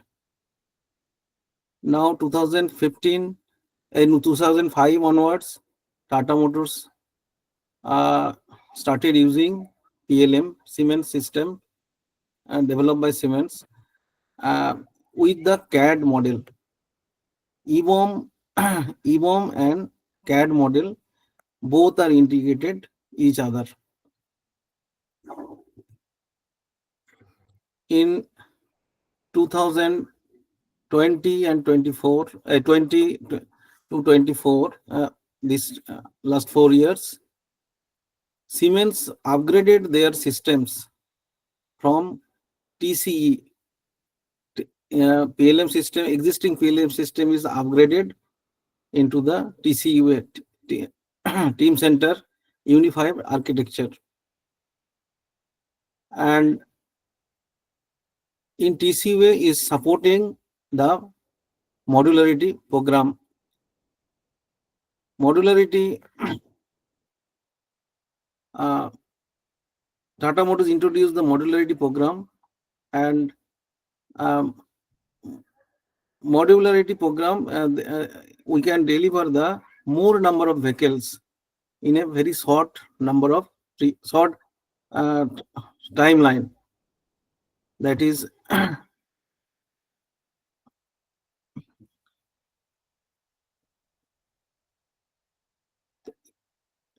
can I show some? Okay. Can I present something?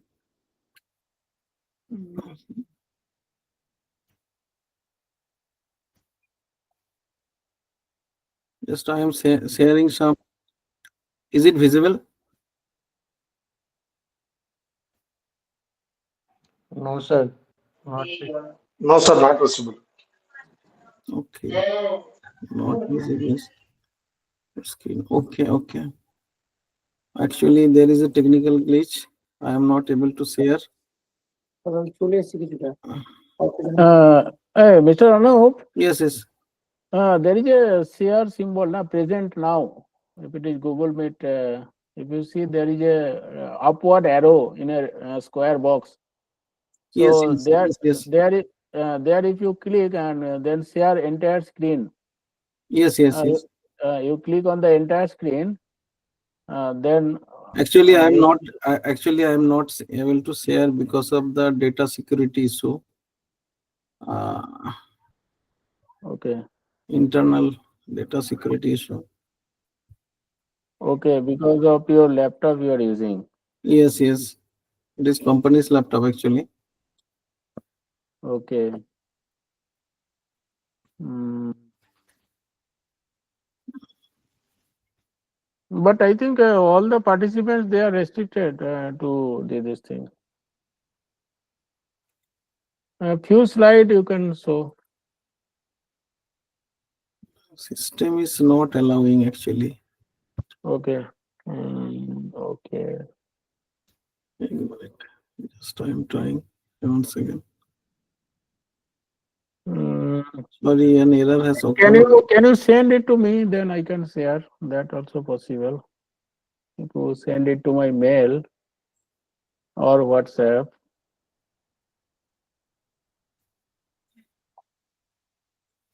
Hmm.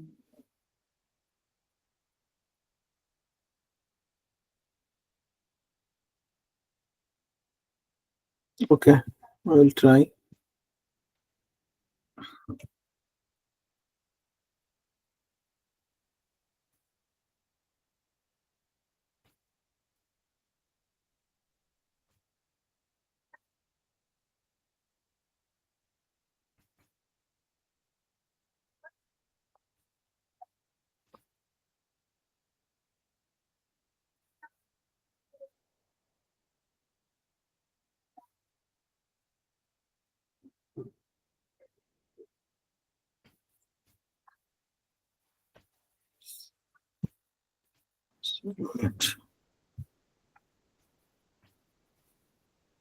Right.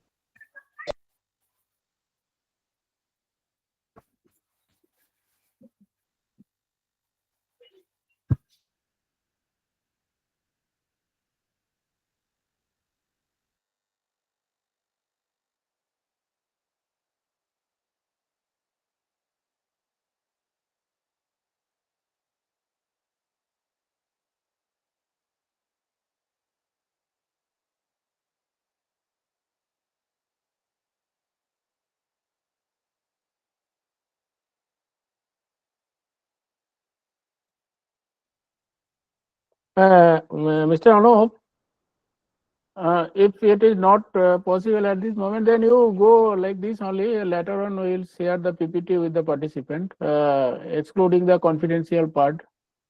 Yes, yes, yes. The PPT it will be shared with the participant with the selected portion of the PPT that will be shared with the participant. Okay, okay. In the PLM, in the there are so many user group available um, who are creating the parts and component and the modules.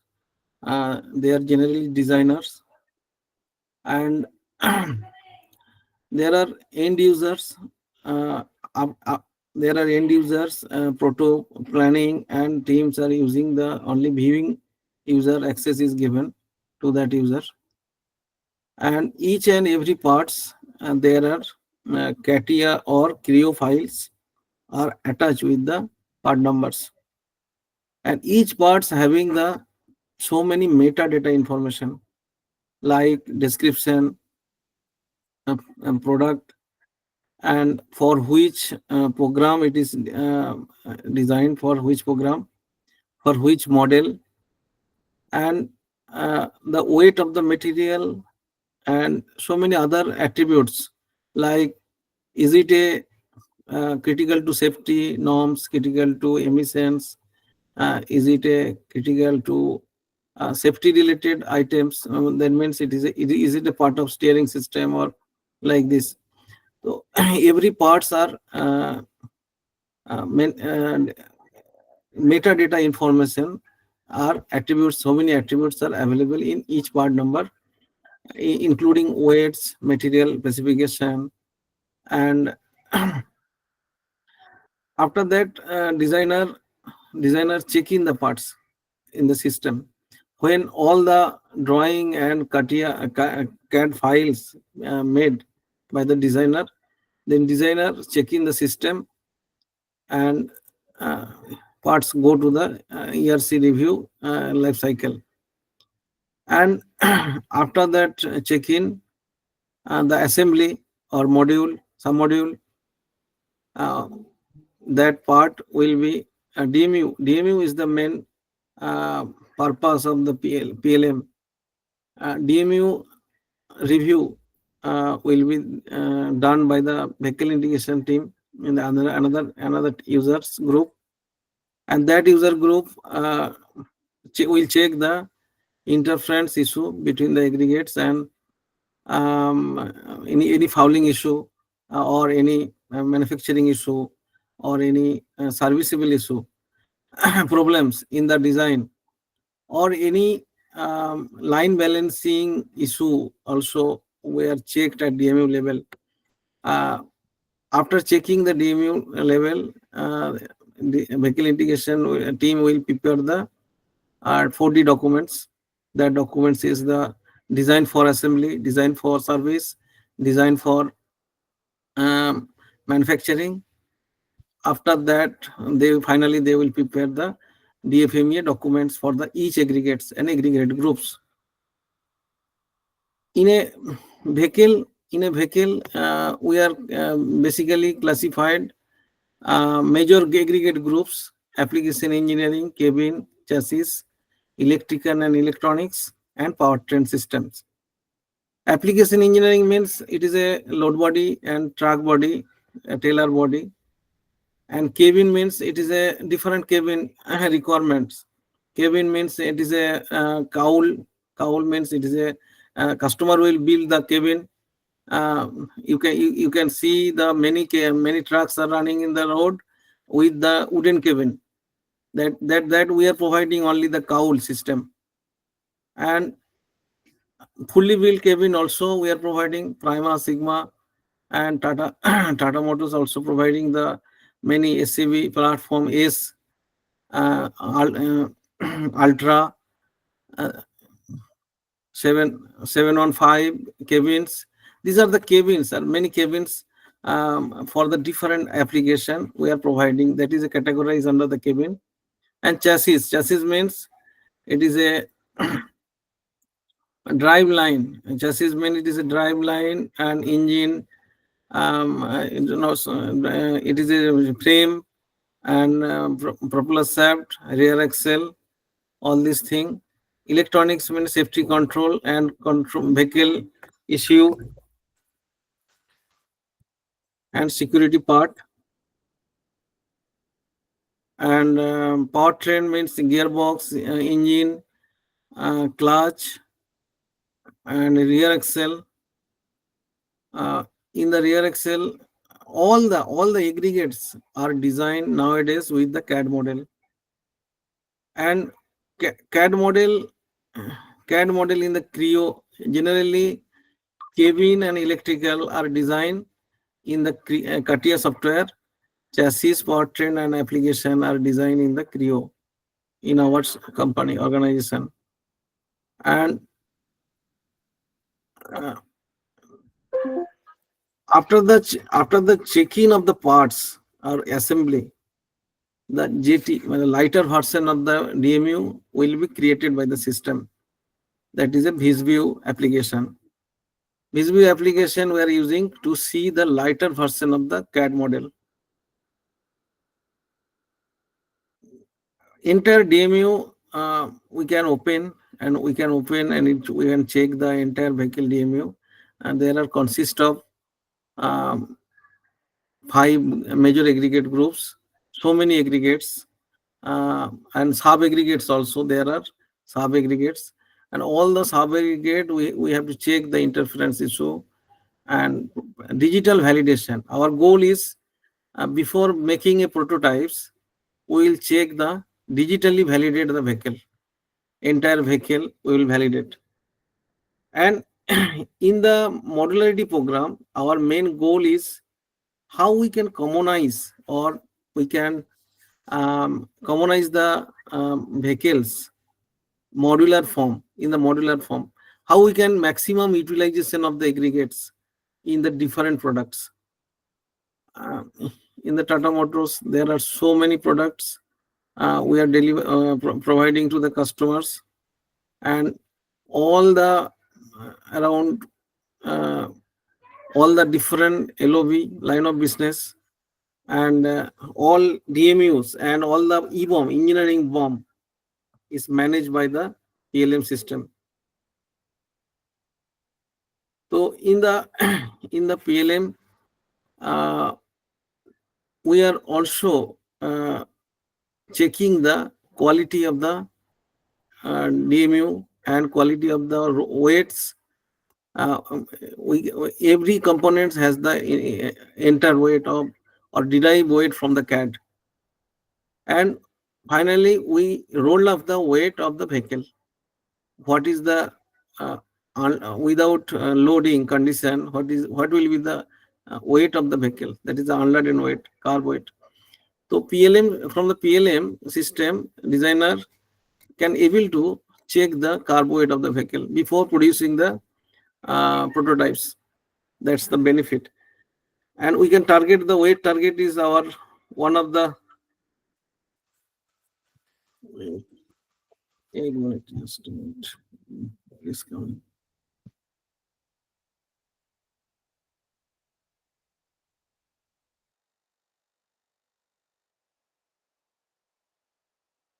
Sorry, actually there is no call. So in the after making the prototype design freeze at the DMU level, we started the prototype making from the digital vehicle to physical version. Why physical vehicle is needed nowadays? We are trying to reduce the physical vehicle number of the vehicle. When when I joined in that Tata Motors, at that time BS4 regulation and increase axle load regulation or ABS regulation we have implemented. So at the time, so many prototypes needs to build, but nowadays we have reduced the so many number of prototypes, physical prototypes, uh, because many things digitally possible to simulate the actual physical condition. In the CAD model, we can check the suspension simulation, suspension articulation. We can check the tire rotation. We can check the axle movement due to the suspension. Is there any fouling or is there any critical issue due to the overload condition, laden condition, rated load condition? All these condition we can check in the DMU. There are separate version of softwares that are available, license software in Creo and Katia, both. And nowadays in PLM also we are maintaining the CHA software, that is a input output response for the electrical, and the vehicle software driven vehicle SDV. So we can analyze the rig level testing. We can analyze the response of the systems at the design level based on the inputs and output relationship. In the modularity, we have achieved so many number of products, customers. We have fulfilled the customer requirements in very short period of time due to the modularity. So Tata Motors already achieved the modularity in the commercial vehicle as well as passenger vehicle. Uh, our vehicle release process is very smooth nowadays. After the vehicle prototype making, uh, designer migrated all the parts or matured all the parts at the DR2 level. Our in the system, EVOM management system, engineering bomb management system. EVOM means engineering bomb. There are different gates are used for the validation status. DR0, DR1, DR2, DR3, and DR4, DR5 also.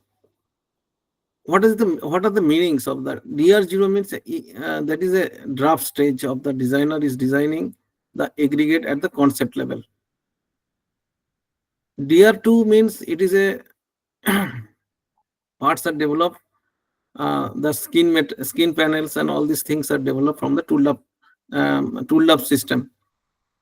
And DR1 is a mule system, basically mule. And DR2 basically it is a build up parts, skin panels, all the skin panels and all the other aggregates, which are tooling intensive, that are designed from the final tooling or minor modification later on if required.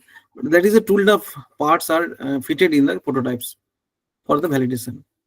And DR3, DR3 means all the feedbacks received from the ODT, outdoor testing team or indoor testing team after the rig level testing. All the parts, all the problems after resolving or putting the modified parts into the vehicle, actual all the targets are requirements. After passing the requirements, we migrated, matured the parts are at the DR3 level. That means at the DR3 we can manufacturing the P0 batch of production from the line. That is a that is a after P0 batch, generally 25 number of vehicles we are making from the vehicles a line for any new models. After validation of the in the line, there are so many others validations are required. The serviceable point of view, fitment point of view, and there are we are using the simulation software Delmia for the at the line balancing, and we have to achieve the tech time of the each vehicle to be produced from the line. So now we made the prototypes. There are the requirements of the prototype: outdoor testing, durability testing, and CMBR validation. We have to send the vehicle for CMBR certification. Without CMBR certification, we cannot sell the vehicle.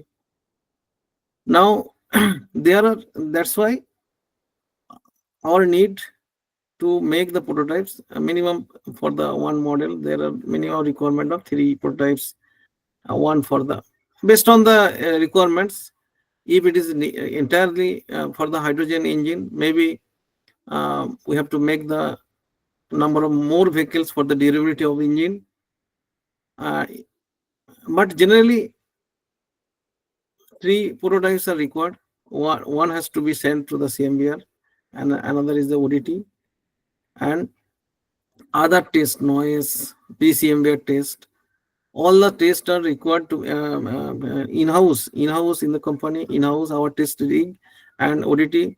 We have to achieve the requirements of CMBR or functional requirements. After that, we will send the vehicle for CMBR for the certification. In the PLM CMBR certification, we are using the technical attributes. We are mapping the technical attributes of the vehicle in PLM. Technical attributes means what is the span of the all the aggregates, what is the number of cylinder of the vehicle, what is the diameter of the fan size of the engine, radiator size, capacity of the radiator, capacity of the intercooler. All these parameters we have to mention minutely. Tire size or rear axle reduction ratio. All these I have to mention carefully. A number of ECU in the vehicle, our software, nowadays vehicles are full of electronics and electrical. Many number of ECUs are using in the Tata Motors to for ABS, for vehicle fuel economy, for uh, many other purpose, brakings, tire wear, indicator, other gradability, other many other requirements. All are many 7, 8 ECUs are using. We are using in the vehicle, different purpose. Fuel level gauge sensor. All these parameter software is a nowadays is a key role in the BS6 onward. We are using the more softwares in the vehicle. BS3 generally there was a no much software in BS3, BS4 also, but BS6 and RD real time aviation we are using the so many softwares. And nowadays also we are using the fleetage in the vehicle. That is a um, uh, application of the driver, and we can check the we can check the position of the vehicle, utilization of the vehicle, and loading unloading condition. There is another business started by the company. We are supporting the fleet owners, uh, loading unloading information, and real time location of the vehicle by tracking the GPS tracking.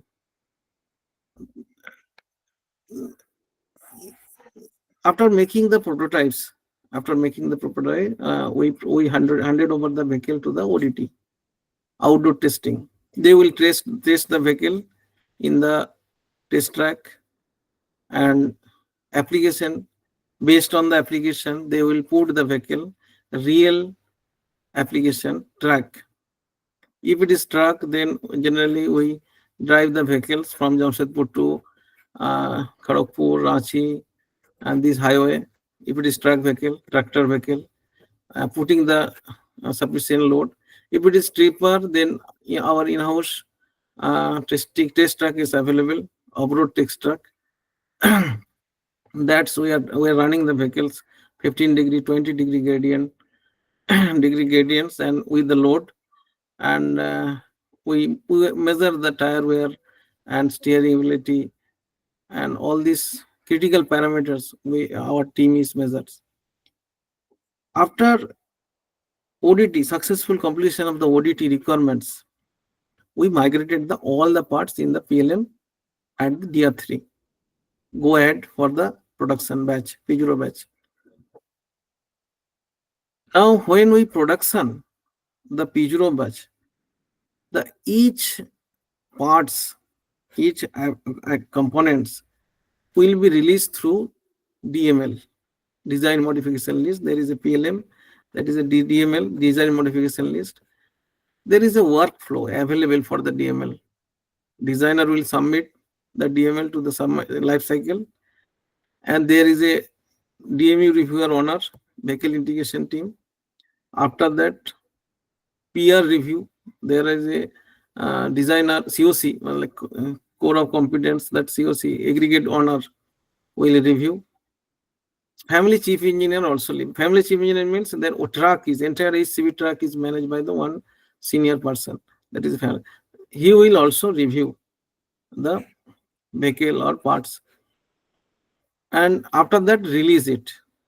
After releasing, there is a much complexity in the organization, because the parts will move to different plant. In Tata Motors, there are commercial vehicles. There are 5 plants. We are operating in the 5 plants. One is the JSR Jamshedpur, Lucknow, Pantnagar, and UTK and Pune plant. These are the 5 plants we are managing. But there is a one single engineering bomb for the one vehicle. But after releasing the vehicle from ERC, engineering designer, it will flow to the plant. Auto planning team will planning the make by decision of each part. They will put some indicator against the metadata of the parts. This part will purchase target plan. Suppose one vehicle is produced at Lucknow and Jamshedpur. So target plan of the vehicle is two plant, Jamshedpur and Lucknow. So now planner will put the condition of supply. Will it purchase at Jamshedpur or will it purchase at Lucknow, both? If it is purchased from the outside, then they will put some condition of supply, specified condition of supply. If it is only procured and assembly in house in the Jamshedpur plant, and aggregate will produce transferred from Jamshedpur to Lucknow, then condition of supply will be managed separately for both plant at APL level, auto planning level. So same engineering BOM will move to the auto planning level for condition of supply and store location mentioned. Which store location it will inwarded in the company. After auto planning release, engineering BOM, same BOM will be M-BOM, manufacturing BOM will published by the technical standard department of production. They will manage the new parts. They will easily they can manage the new parts for different location. Will it be implemented if for carryover parts? If it is carryover from the existing, but only modification is done for one addition of something, so profile change or dimension change. So that means previous revision of the part is already supplied in the company. So there is a change management, this requirement is coming. That means existing revision already inwarded in the company for production, the production of the vehicle. Now they will check the physical quantity of the store in the store, and they will manage the date of the implementation of the parts for carryover parts. If it is entirely new parts, then no problem. They will purchase the parts based on the condition of supply of the target plants. So from one engineering BOM, we are producing the multi M-BOM for plant wise for the same engineering BOM, same vehicle. So there is a challenge, but Tata Motors is managing this thing for the multi-plant M-BOM management, manufacturing BOM management. Engineering BOM and manufacturing BOMs are different based on the condition of supply and condition of store location and company business decision, make by decision. So after standard release, it will flow to the SAP. Our BOM is managed with SAP with costing. Cost part is not managed in the PLM. PLM is managing the heavy data with CAD, PLM, lighter version of the JT. It will open in the team center, and weight, material specification, critical to emission, critical to safety, all these indicator and target plans, condition of supply, all this metadata basically maintaining in the PLM. Part creation, generally part creation authority available in the PLM, and that part will flow to the SAP. SAP cannot create the part standalone basis. There is a restriction. We are sending the data to SAP. SAP basically dealing the business and costing, all these things available. Cost data is not available in the PLM. So after DR3 release, DR3 design maturation at DR3, each make based on the make by decision, there is a PFAB or there is a estimate cost of the line balancing or time taken. all this analysis done at plant people, individual plant people, APL level or standard level. They will that data is will be flow to the SAP for the final costing of the vehicle. That it is very important the costing of the vehicle, because um, every vehicle there is a cost target also given. Uh, Here cost margin also we have to maintain. That's why before production of the vehicle, we will release the cost. We will analyze the cost of the vehicle. After DR3, DR3 or DR4, we will uh, supplier, we will PPAP sign off or ESO sign off, engineering sign off by the engineering head, and this BOM is we can produce, and we can uh, available the CMBA certificate. Then we can migrated the entire BOM to the DR4 stage. And after final tooled up of the all parts, we will migrate the components to DR5. After fulfilling all the requirements of the quality requirements. So this is the entire life cycle of the engineering BOM and M-BOM, and we are so many other analysis also there. In the line the there is a feedback issue. Feedback should not be at height. We are analyzing daily. We will analyze the safety of the worker. Uh, Many other parameter also. Most all these other analysis, ergonomic analysis also are done at the line. And one important things, our vehicle, every month vehicle production is a complex portfolio. It is a mix of tipper, truck, SCV, a mix of cowl, mix of many others variant of the vehicle. So there is a shortage of the parts. We can develop from the PLM as well as SAP, and we can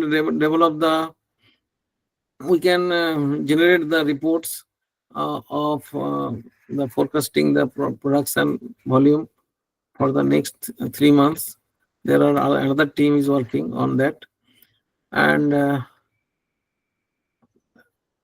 so that is the entire life cycle of the managing. Uh, After producing the vehicle from the plant, uh, when the model is not needed much by the customer, so after 5-6 years we obsolete the model also in PLM. Obsolete the model means we scrap the entire combination of the vehicle. Combination of the vehicle means it is a combination of aggregate, a combination of application or tire requirement of the tire size is different, 10 cross 20, 11 cross 20, 12 or 20 radial tire, many tires requirement based on the application requirements are different. E-commerce application, if the new model is came and fulfill the old models requirement, then old models will be obsoleted in the system. So there is a obsolescence process is also available in the system. We will generally we will obsolete the vehicle. We will not obsolete the aggregate or components. Generally, we don't obsolete the components or assembly. Generally, we obsolete the top level assembly, that is a vehicle. Top level vehicle combination that is managed in the PLM for life cycle. So that is the entire life cycle in the PLM we are managing.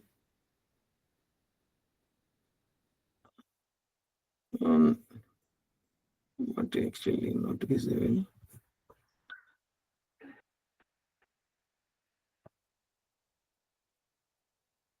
So in PLM, basically we are managing the DMU, entire DMU. entire DMU of the vehicle, and based on the absolute T matrix. T matrix is a position transformation matrix of the component. When we assembly the parts and components in the Creo and CATIA, so one absolute T matrix is generated from the PMI or CMI. Creo PMI software, the absolute T transformation matrix is generated. Based on absolute transformation matrix, we are managing the DMU for many different platforms. We are only designing one aggregate. Suppose I am giving one example of the rear axle. If our vehicle is 39 wheelbase, so rear axle is designed based on the vehicle coordinate system and 39 wheelbase. 39 wheelbase means 3.9 meter wheelbase. Wheelbase means it is a distance between the rear axle and front axle axis. So that distance is 3.9 meter. So suppose axle is designed for the 3.9 meter tipper, and same axle is using 4.5 meter tipper. How we will make the DMU?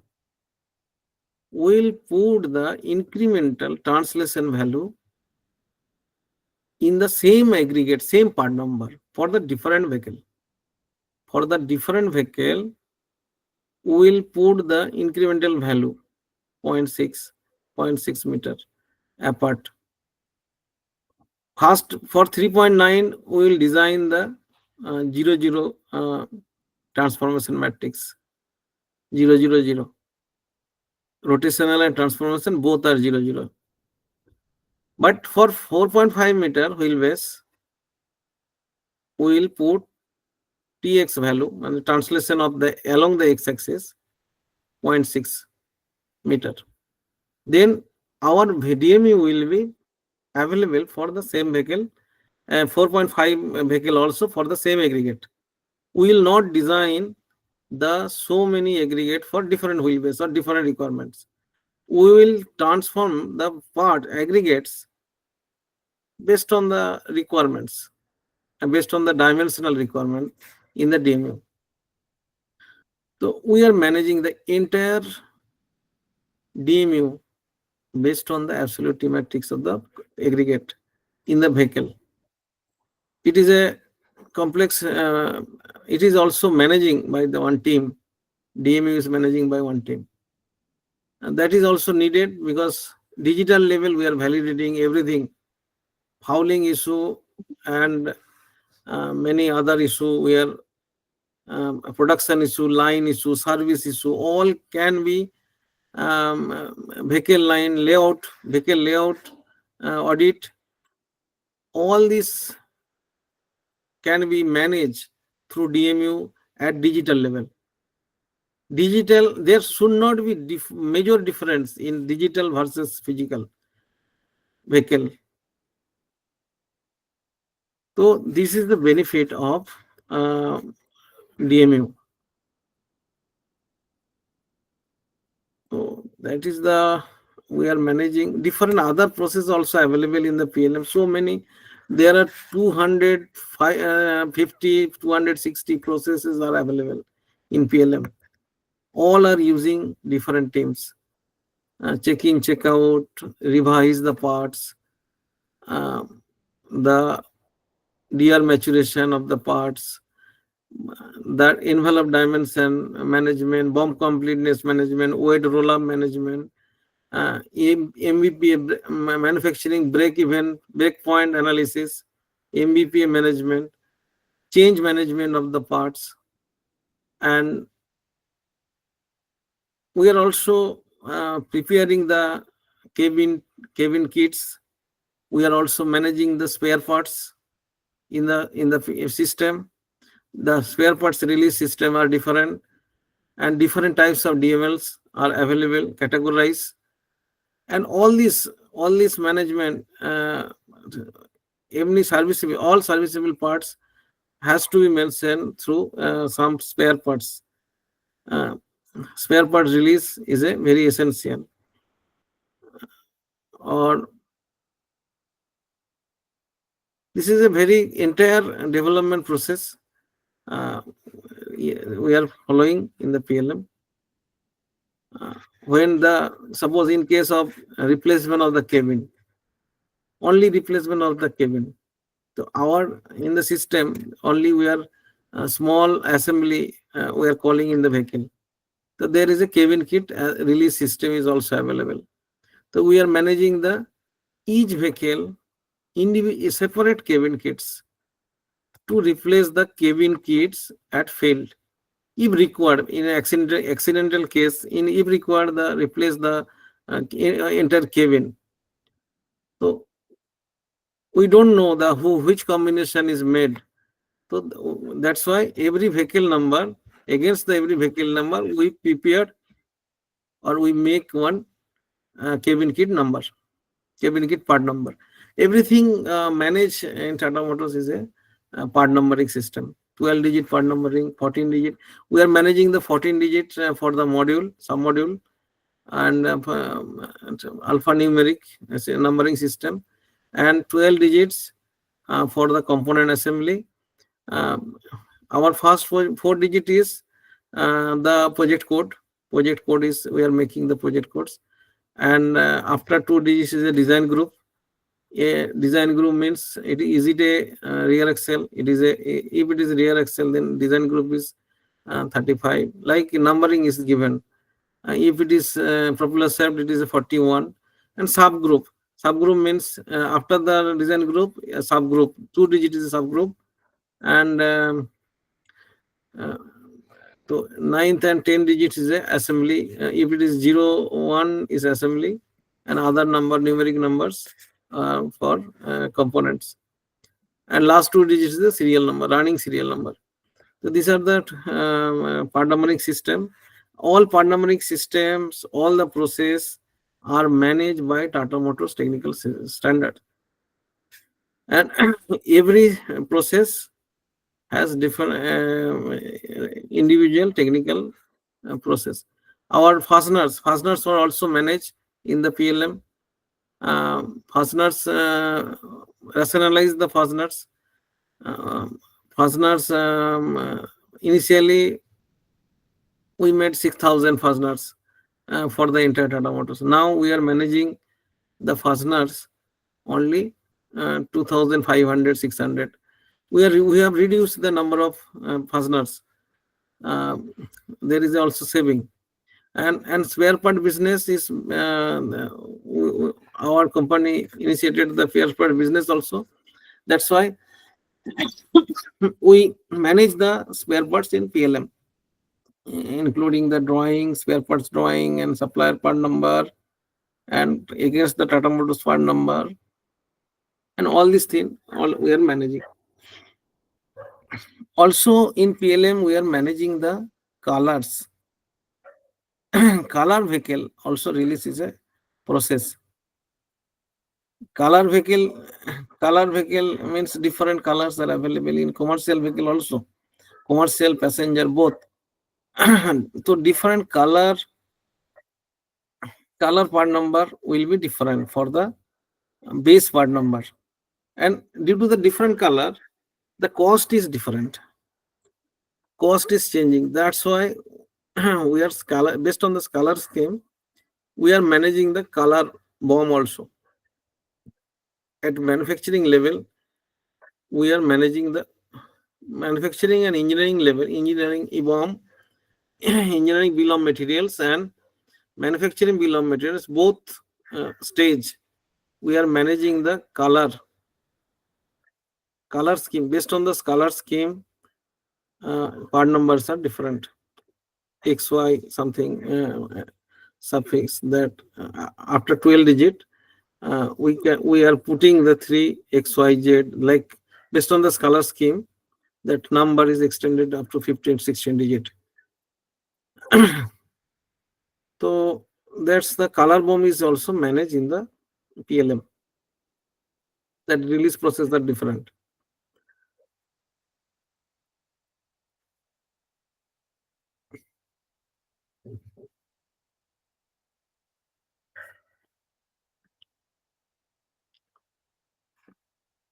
Any query? Participants, do you have any question?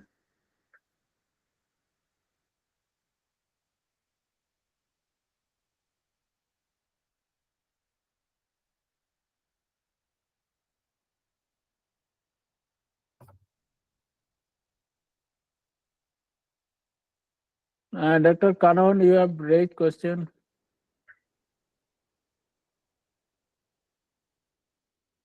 Dr. Rajesh ji, you have any question? Hi sir, this is Dr. Nagesh from SJCIT Chikbalapur. Sir, in Tata Motors, you are implementing any industries 5.0 or 6.0?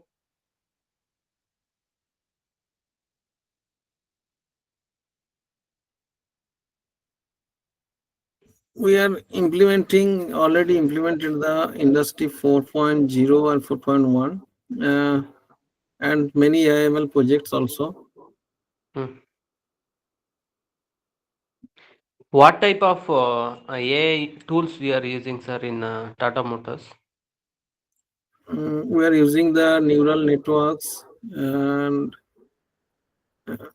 for the deep learning, all this thing we are using, right, for the different paint optimization and that fleet management system.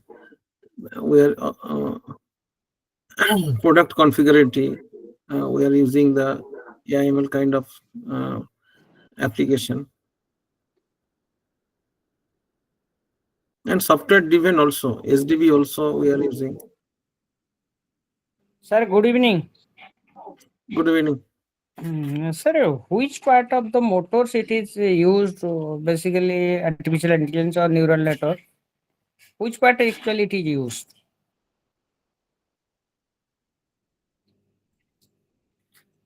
That means in which area Mhm. artificial intelligence is used in Tata Motors or other vehicles? In the vehicle level, we are using the cruise control or fleet management, the fleet edge application. We are already using artificial neural network and sales area also we are using IPTV, incident per thousand vehicles and data also we are managing the new technology we are using the artificial neural network. Sales service also. And paint management, we already implemented the AIML projects. These are Okay, thank you, sir.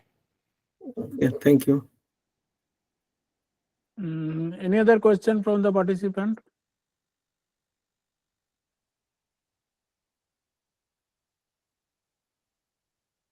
Okay, so if we do not have any question from the participant, so we may conclude this session over here. Thank you, Mr. Barik, for your informative lecture. Thank you very much. This is the second or last session for today's lecture. So we will conduct tomorrow as per the timetable or schedule. Thank you very much, all the participants, and our lecturer today, Mr. Anup Barik from Tata Motors. Thank you. Thank you. Thank you, sir. Thank you. Thank you all. Thank you, sir.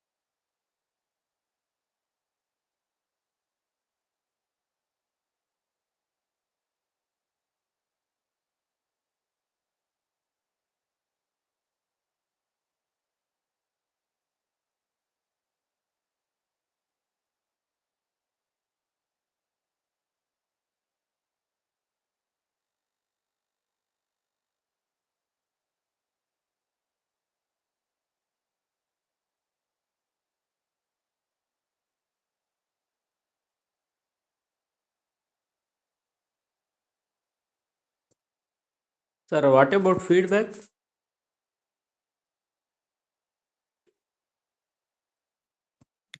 Feedback, I think only online you can submit for the speakers for these two sessions, session 1 and session 2. In the hotel portal, feedback option is there. Today only? Today or tomorrow, for every session, you have to give feedback for all the sessions. In Atal FDP itself, in Hotel Atal portal, it is itself, there. Okay. It is there, and there is a marking system. You give the marking for individual speaker. For some points is there. Hmm. Okay, so based on those points, from you give the marks for feedback. Link will not be posted in WhatsApp group. Link, if you tell, I will download, I think, but it is your portal, it is there. Okay, I sir. will share in the WhatsApp also. Okay. Okay, you can share in WhatsApp group, sir. Okay. Okay. Okay. Thank you. Good night.